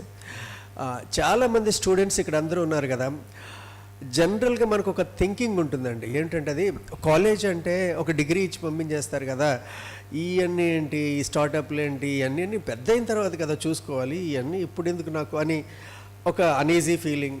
ఎందుకురా బాబు వాళ్ళందరూ పిలిచారు కాబట్టి నేను వచ్చి ఇక్కడ కూర్చోవాలని కొంతమందికి దాంట్లో ఒక అన్విల్లింగ్, ఈ ఫీలింగ్స్ అన్నీ ఉంటుంటాయి. జనరల్ ఇది సహజం కూడా. చాలామంది ఇక్కడ కూర్చున్న వాళ్ళు కూడా ప్రిన్సిపల్ గారు పిలిచారు కాబట్టి నేను వచ్చాను, కానీ నాకు ఇవన్నీ ఎందుకండి, నాకు సంబంధం ఉంది, నేను ఒక ప్రొఫెసర్ని, నేను నా పిల్లలకి పాఠాలు చెప్పుకుంటే అది నాకు చాలు. ఆ రోజులు పోయాయండి. మనం కూడా చేంజ్ అవ్వాలి. We need to change our attitude. ఇప్పుడు నేను చెప్పే ఈ రోజులన్నీ పోయినాయి. మనం అప్డేట్ అవ్వకపోతే అంతే కదా, సాఫ్ట్వేర్ అప్డేట్ కాకపోతే ఫోన్ పనిచేయదు. అలాగే మనం కూడా పనిచేయనట్లు లెక్కే. Updation is very very important. Update అంటే ఇప్పుడు మనం ఒక స్టూడెంట్ మన దగ్గరకు వచ్చి నాకు ఒక ఐడియా ఉంది, నేను ఇది ఎలా అవ్వాలనుకుంటున్నాను, ఏం చేయాలనుకుంటున్నానంటే వాళ్ళకి ఒక సరైన డైరెక్షన్ ఇవ్వటమే ఇప్పుడు మనం చేయగలిగేది. అందుకని నేను ఫ్యూచర్లో ఈ లెక్చరర్స్, టీచర్స్ ఉంటారేమో కానీ లెక్చరర్స్, ప్రొఫెసర్స్ ఉండరండి నేను ఎక్స్పెక్ట్ చేస్తున్నాను. This is my imagination. ఈ వర్గం అంతా కూడా ఎలా అవుతుందంటే ఫెసిలిటేటర్స్ అవుతారండి. They are not lecturers. Teachers అనేది ఓన్లీ స్కూల్ లెవెల్లే టీచింగ్ ఉంటుందండి. ఆఫ్టర్ ఇంటర్ తర్వాత దెర్ ఈజ్ నో టీచింగ్ అండి. అది ఇప్పటికే ఆటోమేటిక్గా మీరు ఫార్వర్డ్ డెవలప్డ్ కంట్రీస్ చూసుకుంటే ఆల్రెడీ ఏ టూల్స్ ఒక రోబో వచ్చి చెప్పేస్తుంటుంది, లేకపోతే ఆన్లైన్లో మీరు చదివేసుకుంటారు. చాలా అడ్వాన్స్గా లెర్నింగ్ సిస్టమ్ డెవలప్ అయిపోతుంది. ఇంకా లెక్చరర్ వచ్చి లెక్చర్ చెప్తే వినే రోజులు మాత్రం పోయాయండి అని నేను ఎక్స్పెక్ట్ చేస్తుంది. ఇప్పుడు ఒక కాలేజీలో మేము 36 కోర్సులు రన్ చేస్తూ, ఒక పీజీ 14 కోర్సులు రన్ చేస్తూ, ఒక 9 రీసెర్చ్ రన్ చేస్తూ, ఇప్పుడు మళ్ళీ మేము వీఆర్ ఫోకసింగ్ ఆన్ ఎంటర్ప్రెన్యూర్షిప్ అని ఎందుకు చేయాలండి? ఎందుకంటే వీ నీడ్ టు చేంజ్. ఆ ఎన్ఈపి 2020 కూడా మనకు అదే చెప్తుంది. You need to focus on IE అని చెప్తారు. NEP 20 I for internationalisation and E for entrepreneurship and IES, S for skilling. ఇప్పుడు నేను చెప్పేది స్కిల్లింగ్. పిల్లలకి ఒక స్కిల్లింగ్, ఒక డిగ్రీ 3 సంవత్సరాలు కరెక్ట్ క్లాస్లో డిగ్రీ చదివేసి బయటకు పంపించేస్తే వాడు ఏమైనా పని చేయగలడా? బల్బ్ తీసి బల్బ్ పెట్టడం కూడా రాదు వాడికి. ఏంటంటే పుస్తకంలో నుంచి చదువుతాడు, వాడికి బుకేషనల్ నాలెడ్జ్ వస్తుంది, ఎగ్జామ్స్ రాస్తాడు, సెమ్మెంట్ రాస్తాడు, మిడ్ 1 రాస్తాడు, మిడ్ 2 రాస్తాడు, అసైన్మెంట్ రాస్తాడు, సెమ్మెంట్ ఎగ్జామ్ రాస్తాడు, మంచి మార్కులు వస్తాయి, A+ గ్రేడ్ వస్తుంది. బయటికి వెళ్ళిన తర్వాత ఏంటి ఏంటి ఏంటి అంటే ఏంటి అంటాడు. ఇంకంతకుమించి ఏం రాదు. బట్ అలా కాదు కదా మనం తయారు చేసేది. యూత్ని స్కిల్తోని, పొటెన్షియల్తోని బయటకు పంపించాలి. నాకు తెలిసిన ఒక ఎగ్జాంపుల్ చెప్తాను. నేను 2006లో ఒక జూనియర్ లెక్చరర్గా రావులపాలెంలో స్టార్ట్ అయింది నా జర్నీ. 2007-8లో ఒక స్టూడెంట్ నా దగ్గర చదువుకున్నాడంట. అది నాకు తెలియదు. మొన్న BNI అని ఒకటి పెట్టారు, మీకు తెలుసు కదండి. BNI అంటే బిజినెస్ నెట్వర్క్ ఇంటర్నేషనల్. దానికి పెద్ద ఖర్చే ఉండదు, ఒక 1200 రూపాయలు. నేను కూడా, నాకు మేడం గారు, డిస్ట్రిక్ట్ కలెక్టర్ గారు మమ్మల్ని వెళ్ళమన్నారు, పాసులు ఇచ్చారు. అయినా సరే నేను ప్రొఫెషనల్గా వెళ్ళాలని నేను రిజిస్టర్ అయ్యి 1200 రూపాయలు దాంట్లో కట్టి నేను BNI వెళ్ళి కూర్చున్నా. అసలు ఏం జరుగుతుందో తెలుసుకోవాలి కదా. యాజ్ ఏ ఇన్స్టిట్యూషన్ లీడర్ నాకు కూడా తెలియాలి కదా, what is business and what is networking, what is international అని ఏదో చెప్పారు. దాంట్లో వెళ్ళాను. కూర్చుంటే నాకేమీ అర్థం కాలేదు. ఆ తర్వాత నాకు ఒక ఆపర్చునిటీ ఇచ్చారు, ఒక 2 నిమిషాలు మాట్లాడమని. అది కూడా నేను జస్ట్ బయటకు వచ్చేటప్పటికి వాళ్ళు క్లోజ్ చేసేసారు. ఆపర్చునిటీ కూడా మిస్ అయిపోయింది. కానీ అక్కడ ఒక అడ్వాంటేజ్ జరిగింది. ఒక బ్యూటిఫుల్ ఎగ్జాంపులరీ ఒక పర్సన్ దొరికాడు. ఒక అతను నా దగ్గరకు వచ్చి అతను కార్డు ఇచ్చి, సార్ నేను మీ స్టూడెంట్ని, రావులపాలెంలో మీ దగ్గర చదువుకున్నాను, నన్ను కొట్టారు కూడా, నేను ఇప్పుడు DMS డిజిటల్ మార్కెటింగ్ సర్వీసెస్, అతని పేరు లోవరాజ్. అతను టార్గెట్ ఏంటంటే, అరే నువ్వు ఎంత చదువుకో, నిన్న వచ్చాడు మళ్ళీ నా దగ్గరికి, బాబు నువ్వు ఎంత చదివు అంటే, మీరు ఇంటర్మీడియట్ చెప్పారు కదా అక్కడ నుంచి ఆపేసాను అన్నాడు. అయితే ఇప్పుడు నీ టర్న్ ఓవర్ ఎంత, నీ కంపెనీ ఇక్కడ ఎంత, హైదరాబాద్లో ఉందండి, కాకినాడలో ఉందండి, రాజమండ్రిలో ఉందండి, నేను ఇంకా ఎక్స్ప్లెయిన్ చేసేదనుకుంటున్నాను, 26 డిస్ట్రిక్ట్లో కూడా నా కంపెనీ ఉండాలండి, మీ స్టూడెంట్ నాకు కావాలండి. అసలు గొక్క దిప్పు కూడా నేను ఇప్పుడు ఎలా మాట్లాడానో అలాగే మాట్లాడుతున్నాడు. అరే బాబా నువ్వు ఇంటర్మీడియట్ ఆపేసి ఎలా చేయగలుగుతున్నావు ఇది అంటే, నెట్వర్కింగ్ సార్. నేను ఒక ఆఫర్ ఇస్తున్నాను, మీరు నాకు చదువు చెప్పారు కాబట్టి, మీ దగ్గర 6000 మంది స్టూడెంట్స్ ఉన్నారు కాబట్టి ఈ మెసేజ్ అందరికీ వెళ్ళండి. వాళ్ళు చదువుకుంటూ పార్ట్ టైం జాబ్ 3 నుంచి 5, 6 వరకు నా దగ్గర రమ్మనండి. నేను వ్యాపారం ఎలా చేయాలో మొత్తం నేర్పించేస్తాను. అర్థమైందా? వాడికి నేను 10,000 రూపాయలు ఇస్తాను. స్టార్టింగ్. వాడు పెర్ఫార్మెన్స్ బాగుంటే విదిన్ 6 monthsలో వాడికి 50,000 ఇస్తానండి. ఛాలెంజ్ ఇది. నాకు అన్ని ప్రాజెక్ట్స్ నా దగ్గర ఉన్నాయండి అని దాదాపు ఒక 20-30 ప్రాజెక్టుల పేర్లు చెప్పుకుంటూ వచ్చాడు. అంటే దాని మీనింగ్ ఏంటి? ఇంటర్మీడియట్ చదివిన ఒక అబ్బాయి డిజిటల్ మార్కెటింగ్, వెబ్సైట్ డిజైన్, తర్వాత ఇవన్నీ కూడా నేర్చుకొని ఒక 3 సెంటర్లు పెట్టేసి ఇప్పుడు తన ఇంకా ఎక్స్టెండ్ చేయడానికి నాకు స్టూడెంట్ సపోర్ట్ కావాలి, నేను నేర్పిస్తాను మొత్తం. అంటే ఇంటర్మీడియట్ చదువుకున్న వాళ్ళు అతను ఇవన్నీ ఇప్పుడు ఎంతమందితో మేనేజ్ చేస్తాను, మీకు ఎంత వస్తుందంటే నేను పర్ మంత్ వచ్చేటప్పటికి మినిమం 3 maximum 5 lakhs తీస్తానండి అంటున్నాడు. ఇదేం డబ్బా నువ్వు చెప్పి? నా శాలరీ నేను ఎంతోమంది 1000 మందిలో కష్టపడి ఈదుకొని బయటకు వచ్చి ఇంటర్వ్యూ చేసి అలా వస్తే నా శాలరీనే 5 లక్షలు లేదు. మా అయితే నీకు ఎలా వచ్చేస్తుందంటే దట్ ఈస్ ద బిజినెస్. ఇప్పుడు నేను అనేది ఏంటంటే ఇప్పుడు ఇక్కడ కూర్చున్న వాళ్ళు బిజినెస్కి ఎంత పవర్ ఉంది, ఎంటర్ప్రినర్షిప్కి ఎంత పవర్ ఉందంటే చెప్తున్నాను. నా దగ్గర 60,000 మంది స్టూడెంట్స్ ఉన్నారు. దాంట్లో ఒక 6 the best of the best ఎంటర్ప్రినర్గా టర్న్ అయితే ఈ 60,000 మందికి వాడు 6,000 మందికి వాళ్ళు ఉపాధి ఇచ్చేస్తారండి. ఒక్కొక్కడు 1000 మందికి ఇచ్చేస్తాడు ఈజీ. సో కాబట్టి ఈ 6,000 మంది నాకు ఎంటర్ప్రినర్స్ అక్కర్లేదు. వాళ్ళకి ఇదొక ఛానల్ ఉంది, నేను గ్రో అవడానికి అని తెలిస్తే చాలు.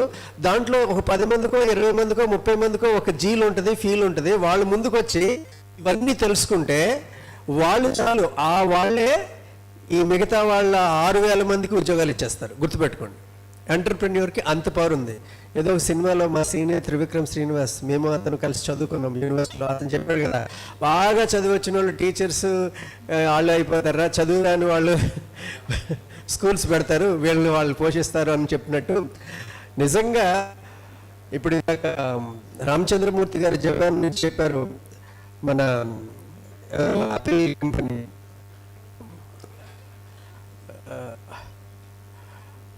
ISO సాఫ్ట్వేర్ చేశారు.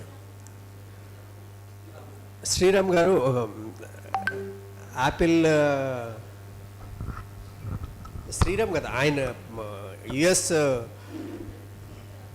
స్టీవ్ జాబ్స్, ఆయన ఏంటి మొత్తం డిస్కంటిన్యూ చేసి చదివాడు, అంతే కదా. సో కాబట్టి వ్యాపారం చేయటానికి, ఐడియాస్ జనరేట్ చేయడానికి కావాల్సిందే నీ యొక్క తెలివితేటలు, నీకున్నటువంటి శక్తి సామర్థ్యాలు, నీకున్న కమ్యూనికేషన్ స్కిల్స్, నీ యొక్క ఐడియాసే తప్ప చదువు కాదండి. అది తెలుసుకోవాలి. చాలామంది పేరెంట్స్ కూడా, చాలామంది పేరెంట్స్ మన ఎస్పెషల్లీ ఆంధ్రాలో చూస్తే అయితే నా పిల్లాడు ఇంజనీర్ అవ్వాలి, లేకపోతే డాక్టర్ అవ్వాలి, ఈ 2 గోల్స్ అండి. ఇంకొక మాటే లేదండి తల్లిదండ్రులకి. నేను మొన్నటి వరకు నాకు ఒక మైండ్ ఉంది, అసలు దీన్ని ఎలా చేంజ్ చేయాలి, ఏం చేయాలి అని, అసలు ఈ ఫీలింగ్ నుంచి ఎలా బయటకు రావాలి, వాడి ఇంట్రెస్ట్ని తల్లిదండ్రులకి ఎలా చెప్పాలంటే, మొన్న నాకు ఒక ఆపర్చునిటీ వచ్చింది. నేను కేరళ ఎడ్యుకేషన్ సిస్టమ్ని చదవడానికి మా కమిషనర్ గారిని మాకు పంపిస్తే, అక్కడ వాళ్ళు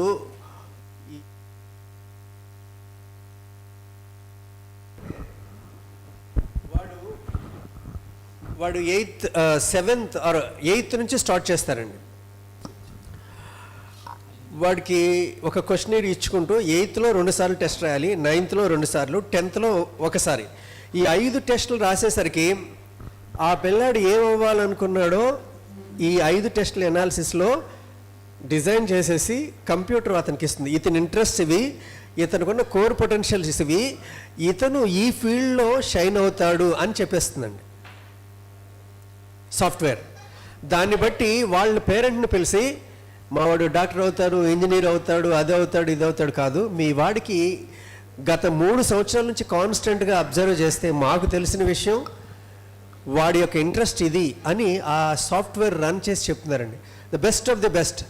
అంటే పేరెంట్స్ కూడా ఎడ్యుకేట్ అయ్యి ఈ ఇంజనీరు డాక్టర్ కాకుండా ఎంటర్ప్రినర్షిప్ అనేది ఒకటి ఉంటుంది, లేకపోతే వాడికి నెంబర్ ఆఫ్ ఐడియాస్ ఉంటాయి స్టూడెంట్స్కి, వాళ్ళకి నచ్చిన దాంట్లో మనం పంపిద్దాం అని పేరెంట్స్ కూడా చేంజ్ అవ్వాలి.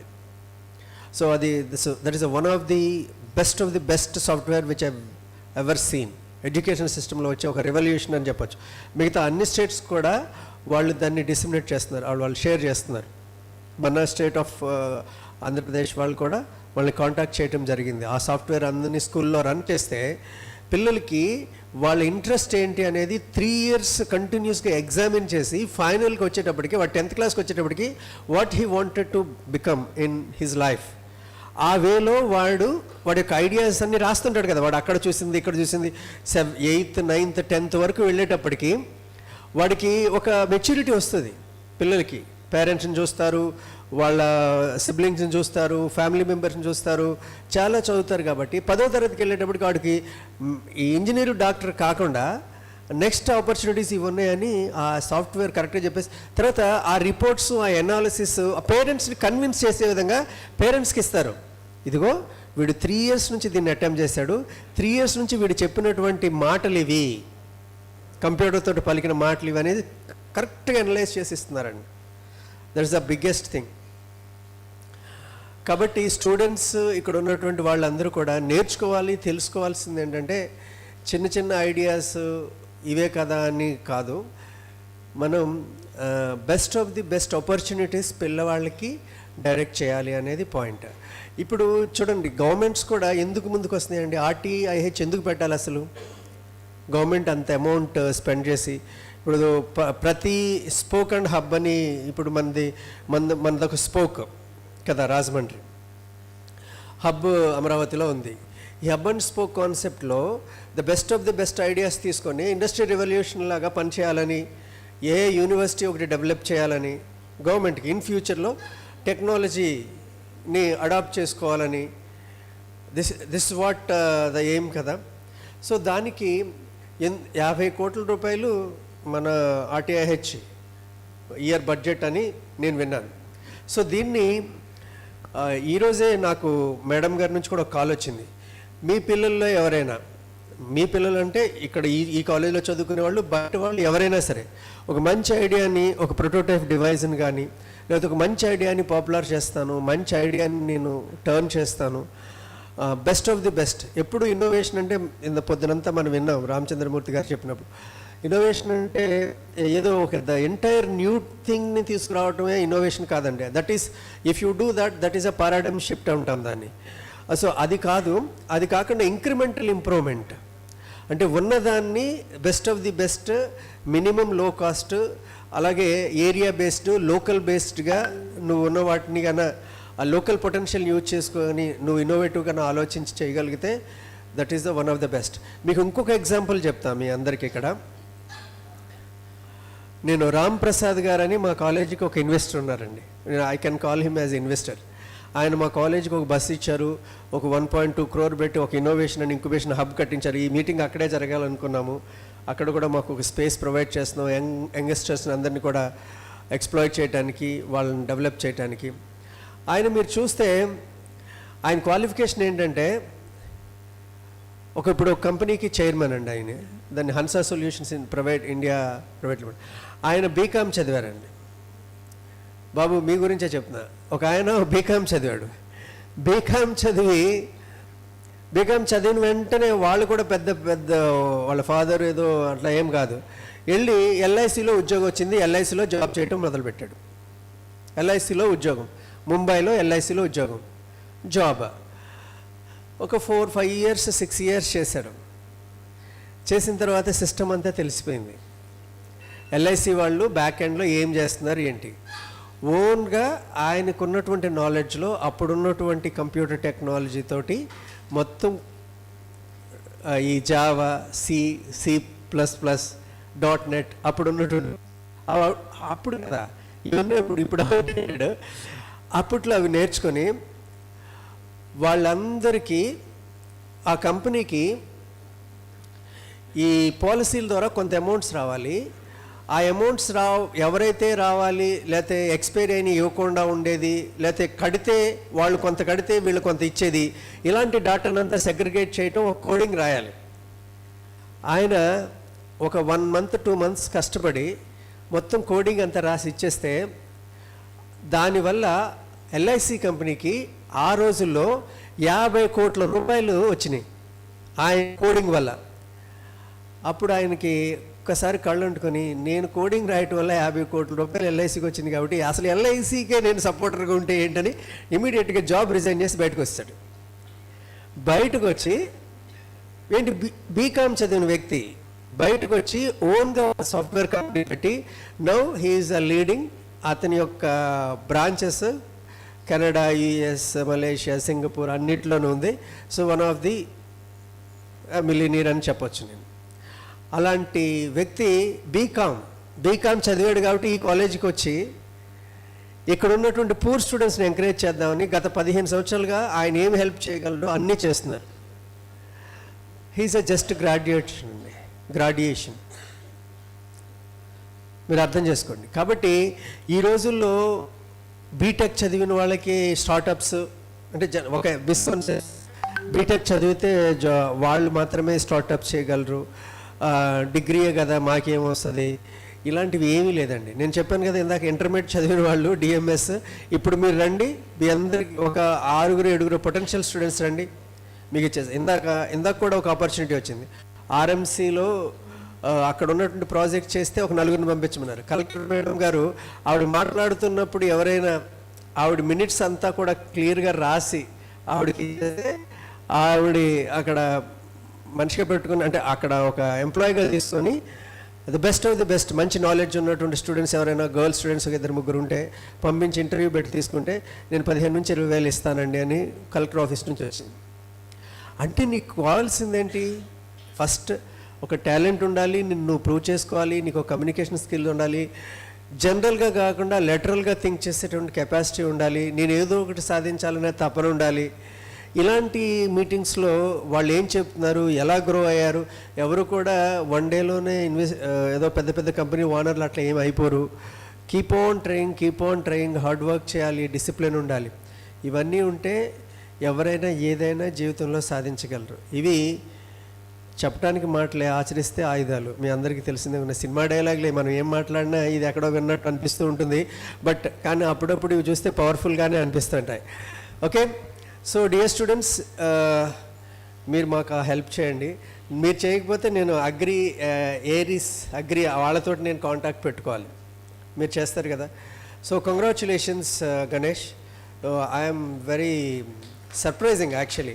ఎందుకంటే ఒక 5,000 స్క్వేర్ ఫీట్లో మనకు ఒక డ్రోన్ కంపెనీ ఈస్ట్ గోదావరి డిస్టిక్లో. అంటే నేను జనరల్గా ఎందుకు సర్ప్రైజ్ అవుతున్నానంటే ఈస్ట్ గోదావరి ఒక దానికి ఫేమస్ ఉందండి, మన అందరికీ తెలుసు.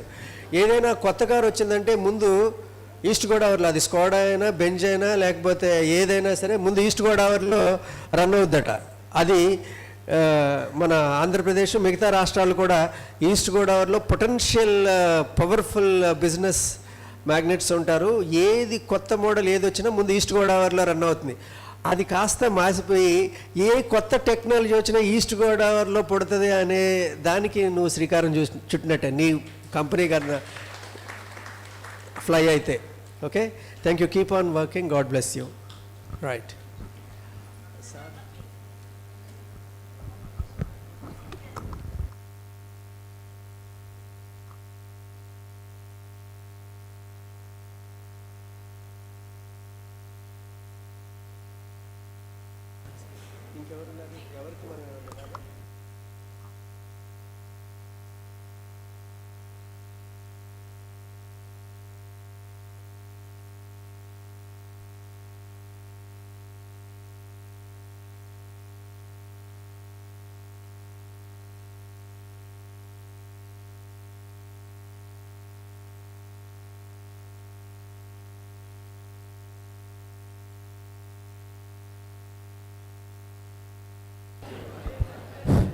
జస్ట్ 5 minutesలో ఈరోజు ప్రోగ్రామ్ క్లోజ్ అవుతుందండి. దయచేసి స్టూడెంట్స్ అందరూ కూడా జస్ట్ 2 minutes కోఆపరేట్ చేయాల్సిందిగా కోరుతున్నాం. We end this session in 2 minutes. Just wait, please.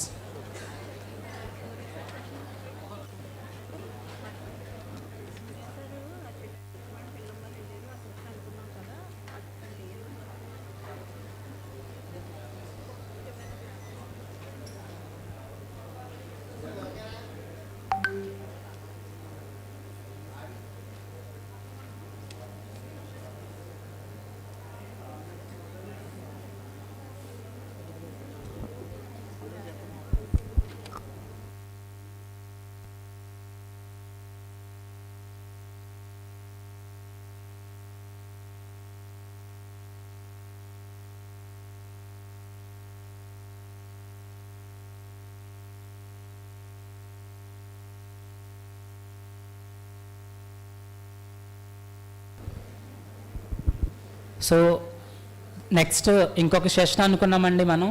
యాక్చువల్గా ఈ సెంట్రల్ గవర్నమెంట్ సెక్టార్ స్కీమ్స్ సంబంధించి పాలసీస్ అండ్ ఇంప్లిమెంటేషన్కి సంబంధించి నోడల్ ఆఫీసర్ సూర్యప్రకాష్ గారి సెషన్ ఉంది. ఇప్పుడు సార్ అర్జెంటుగా కలెక్టర్ మ్యామ్తో మీటింగ్ ఉండడం వల్ల ఆ సెషన్ రేపటికి పోస్ట్ పోన్ చేసాము. రేపు థర్డ్ డే ఎండింగ్ ప్రోగ్రామ్ రేపు మార్నింగ్ ఆర్టీఐహెచ్ బొమ్మూరు సెంటర్లో యాజ్ యూజువల్గా రేపు లాస్ట్ డే సెషన్ ఉంటుంది. మార్నింగ్ 9:30, 10కి స్టార్ట్ చేస్తాము. సో పార్టిసిపెంట్స్ అందరూ కూడా రేపు ఫైనల్ డే అందరూ కూడా పార్టిసిపేట్ చేయాల్సిందిగా రిక్వెస్ట్ చేస్తున్నాము. సో రిజిస్ట్రేషన్ చేసుకున్న పార్టిసిపేట్స్ అందరూ కూడా రేపు ఫైనల్ సెషన్ అండ్ పార్టిసిపేట్స్ అందరికీ కూడా సర్టిఫికేట్స్ ప్రజెంటేషన్ కూడా రేపు ఆర్టీహెచ్ దగ్గరే ఉంటుంది. So all of you please attend at RTH tomorrow morning sharp 9:30 AM.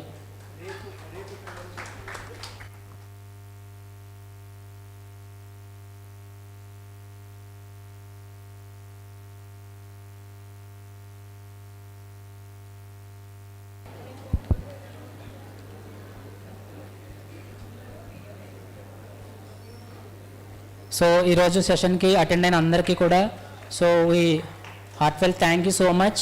So our government arts college principal garu so మనకి ఈరోజు ఇక్కడ కార్యక్రమానికి కోఆపరేట్ చేసినందుకు వారికి, అదేవిధంగా మెయిన్ ఈరోజు ఇక్కడ ప్రోగ్రామ్ మనం కండక్ట్ చేయడానికి మెయిన్ కారణం district collector garu Srimathi Keerthi Chekuri madam, district collector గారికి, అలాగే మన joint collector and director Ratan Tata innovation hub joint collector గారికి, అలాగే మన ఆర్ట్స్ కాలేజ్ ప్రిన్సిపల్ గారికి. సార్ ఈరోజు ఇక్కడ ప్రోగ్రామ్ని ఎంతో సక్సెస్ఫుల్గా రన్ చేయడంలో చాలా కోఆపరేట్ చేశారు. అదేవిధంగా లెక్చరర్ స్టాఫ్స్ అందరూ కూడా స్టూడెంట్స్ అందరికీ కూడా on behalf of RTH we very thankful to all of you. Thank you so much.